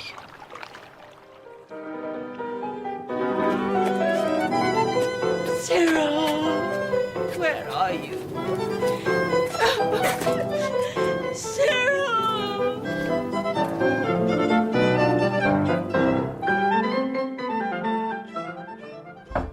Clifford! Go away. Leave me in peace. Oh, Clifford. It's no use, Naomi. I'm a spent force. How can I possibly run this academy if I don't know whether or not I'm murdering people? Listen to me, my dear. Armitage's body has been laid out in the ice house. The only sensible thing in this bloody weather. I went through his pockets. So? Amongst the dreary ephemera, driving licence expired, ration book, return ticket to Waterloo Station, I found this. What is it? It is the soggy remnants of a letter. A letter inviting Armitage to visit you here at Dancre Manor. A letter in your hand. But this just makes things worse. I don't even remember writing the damn thing. That's because you didn't. Look at it. Lined paper. Lined paper. Even in your strained state, my dear, you would never, ever use such stationery. And look, those curly G's. Like mine, but not mine. A forgery. Naomi, assemble the staff and students in the drawing room. It is time we brought this business to a conclusion.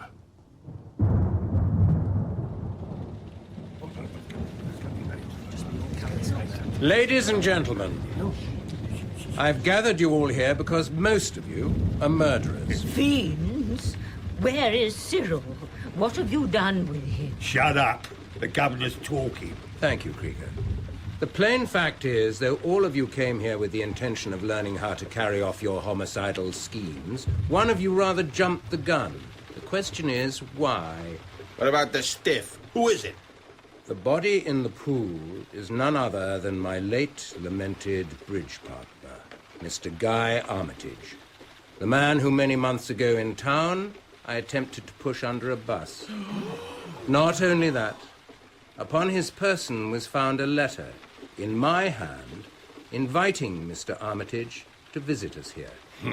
Open and shut case, brother. You did it. Of course, that would be the obvious conclusion, but supposing someone wanted to make it look like I was the killer, to sow the seeds of doubt. I sees where you's is going. Equally, by cutting off the head of the corpse, the identity of the middle-aged man in the blue suit could have fitted the profile of any of the students' intended victims. Mrs. Carlyle's husband, Mr. Manelli's mobster chums, or Mr. Thurlow's nemesis. A villain so egregious that he actually put... Let's not go into that again. But you see what I'm getting at? Whoever is behind this macabre joke wanted to set us all at odds. Who would stand to gain? Who indeed? Perhaps you, Mrs. Carlyle. What? Your heart has never been in this enterprise, but you knew it was too late to back out. Perhaps you thought that if you could eat away at the esprit de corps here at the manor... Esprit de corpse, you mean? You're mad. If I don't have the guts to kill my husband, I'm hardly likely to bump off a total stranger, am I? Or perhaps you wanted to lash out at us because of Mr. Revere's increasing fondness for Miss Parrish here. Oh, pish! What do you mean, increasing fondness? You only played ping-pong with him, didn't you, Dina? Didn't you? Oh, Bill, you still don't see, do you? Mr. Thurlow, let us turn to you. You also, it is clear, have no stomach for assassination. You fail to apply yourself to even the most elementary of classes. Instead, you moon around after Miss Parrish like a lovesick puppy. Perhaps, seeing a figure not unlike Mr. Revere near to the swimming pool, you crept out into the night, took up the garden side. No! Or was it you, Mr. Manelli? Me, Bud. You made it clear to the creaker that America has become too hot for you. Is it too much to suggest that you feared one of your business associates had followed you here, that you mistook Mr. Armitage for one of them and did him in? Sure. Whatever you like. I took the guy's head off and then stuck it in Mrs. Carlyle's hat box. There's just one problem, wise guy. Yes? I didn't. I can tell you now, if I had whacked that guy, it would have been a clean job. The way that stiff looked, jeez, amateur. Ah, just so. Perhaps a little too amateurish. Perhaps the person we're looking for is neither a fully fledged member of staff, nor yet an ingenue. Someone who has had plenty of opportunity to observe our methods, and someone with a very pressing reason indeed to want to see us quit Dancry Manor.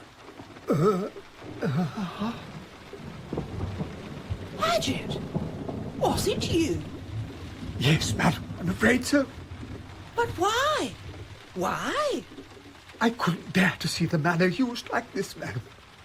For the sake of the late Earl's memory, I felt compelled to act. I thought that if I arranged things so as you all fell out, Mr. Flush would wind up the homicide course and Dancry Manor would be allowed to rot in peace. But the man you killed, this Armitage fellow... I overheard you discussing him. It seemed to me that if I could lure him down here, dispose of him, and pin the blame on Mr. Flush, then it would solve all my problems. I have picked up quite a few hints during the past 25 courses. Forged notes being one of them. Excellent work, Paget. Thank you, sir. You got my handwriting down to a T. Alas, you betrayed yourself in only 3 respects. The line stationery, the overly curly letter G, and the unnecessarily obsequious tone of the invitation. Yes, sir. Sorry, sir. But listen, Admirable Crichton. Paget, sir. Yeah. You whacked the guy. An innocent man. From what I overheard concerning Mr. Armitage's bridge game, I hardly thought him innocent. Quite right, Paget. I expect you'll be wanting my resignation now, sir. Hardly, Paget. But sir... Now that you're as qualified as the rest of us, I intend to retain your services indefinitely, on a reduced wage, of course. Yes, sir. Wait. There's still the tiny matter of my Cyril. What did you do to him, you monster? Did you lop off his head, too? Don't panic, Chloe, old thing. Here I am, large as life. Cyril? Mr. Revere, where have you been? Pushing Mr. Thurlow's intended under a tube train. Should be in the late edition. What? Cyril. Top marks for initiative. Thanks. Well, it was obvious poor Bill was never going to get round to it, so I thought... But he was my victim. I would have killed him, Dina. I swear it. Oh, Cyril. Did you do it for me? Naturally. You beast! You were supposed to help me kill Ned. Oh, Chloe, I'm extremely fond of you. But? You're as rich as Croesus, yet you delight in making me beg for every penny. You humiliate me in restaurants. You deny me the barest necessities. Because you've altered your will in my favour, you imagine you're entitled to treat me as an editorial Pekingese. In short, my dear, I've had enough. I've decided to throw in my lot with Miss Parrish. What do you say? Will you have me, Dina? Rather. I don't believe it. Must be the first time a chap hasn't got the girl because he isn't a murderer. Sic transit Gloria Swanson, old thing. Well, this is tremendous news. Paget, I think this calls for a bottle of the good champagne. Very well, madam. Oh, my God. I've just realized something. Something horrible. And frankly, rather tacky. What is it, Clifford? Speak up. Oh, come on, I can't stand the suspense. Don't you see? Why, the butler did it. Oof.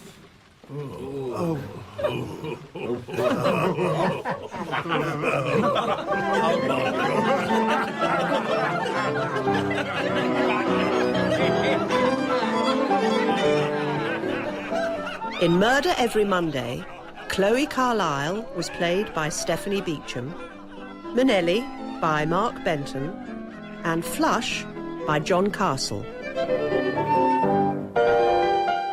The Colonel was played by Graham Crowden, Cyril by Mark Gatiss, and Bill by Ian Hallard. Dina was played by Cal Jaggers, Mrs. Barrett by Barbara Kirby, Creaker by David Ryle, and Paget by Simon Williams.